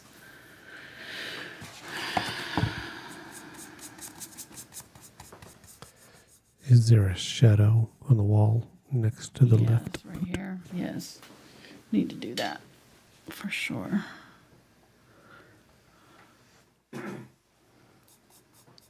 I kind of started to do it, but I didn't really ever, I didn't do it dark enough. You don't have to. No, yeah, you need it. This is the hat. What? I'm just being silly. Oh. People see things that I don't see. I mean, yeah, once you say it, it's obvious to me, but I'm like, what are they talking? Oh, yeah, there it is. I got something on there. Yeah, I don't know what I did there. Okay, I need to keep working this, though. This is still wet, so, well, yeah, before it dries. Worry about that later.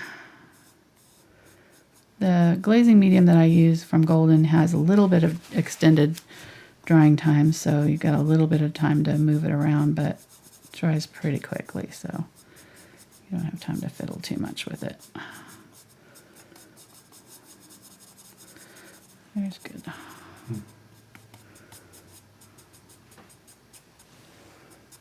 And just like that shadow. Yeah, okay. And then I'm going to do a little bit darker right here like it is in the picture. Just a little bit darker for where that hat, I guess, is. I'm not sure why it's down here, but kind of odd, but... Maybe it's a mouse hole. No. Don't know. Whatever happened to mouse holes? I mean, it was a big thing back in the 70s. Mouse holes? Yeah. Like every cartoon had a mouse hole in the wall. That's true. I mean, nowadays... Yeah. Don't know. We have better mouse traps, I guess. Don't have to deal with. We don't live with our mices like they did. I have no idea when that happened because it is set in there. Probably when I was glazing at some point. I'm going to use a little bit of burnt sienna with the raw umber, or raw sienna, I mean. Burnt sienna, raw sienna. I'll just make it like we meant to do that. Okay, there we go. Phew, that was a long one, but I think it was worth it. It was really beautiful. I think I like how it turned out. It was fun to do. I think the boots turned out more yellow than I intended them to, but I think we got the hat pretty close to the correct color. Yeah. All right, let me sign it and super chat.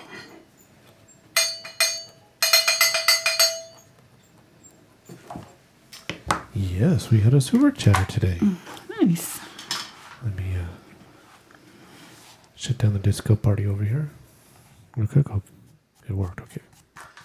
The chat was from Patty, and she says, "Fun tutorial today." Oh, thank you, Patty. So thank you very much, Patty. We appreciate it. I'm glad you liked it. I did too. This was fun. I like these kind of still life paintings. So if you liked it and want to see more like this, you can leave me a thumbs up and a comment in the down in the description. If you didn't like it, you can tell me that nicely too. And I do want to know. I just want it nice. And yeah, we will, like I said, we've got the patreon.com/AngelaFineArt.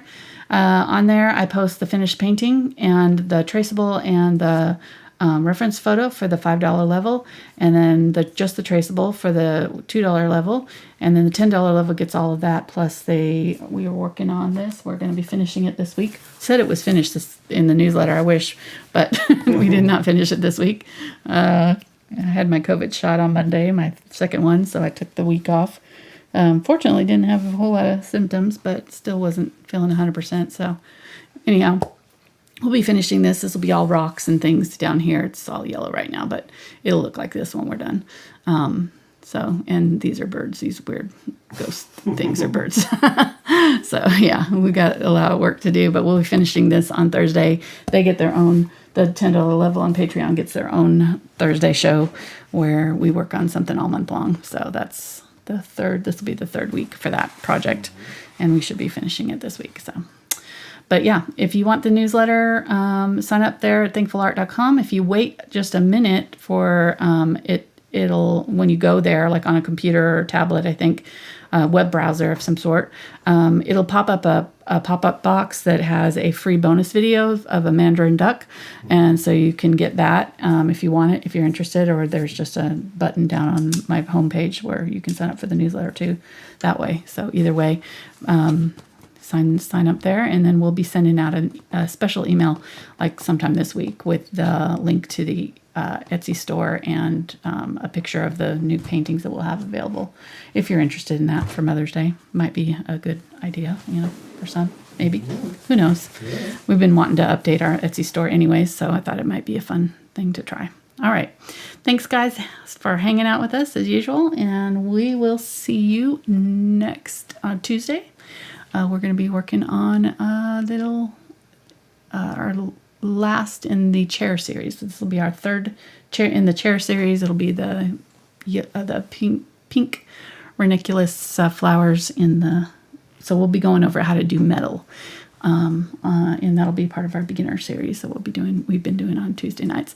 And then after that, we're going to be doing only Tuesdays. This is our last Saturday for a while, so thank you for those who watch us on Saturdays. We're going to be taking off Saturdays all through May and June, just to work on some other projects that I'll be letting you know about soon. So we got some other stuff coming up that we'll be working on that's totally separate from YouTube and Patreon. So we haven't announced it yet, but yeah, looking forward to that. Ooh, a teaser. Teaser, yes. All right, thanks guys for hanging out with us. We'll see you next time. Bye.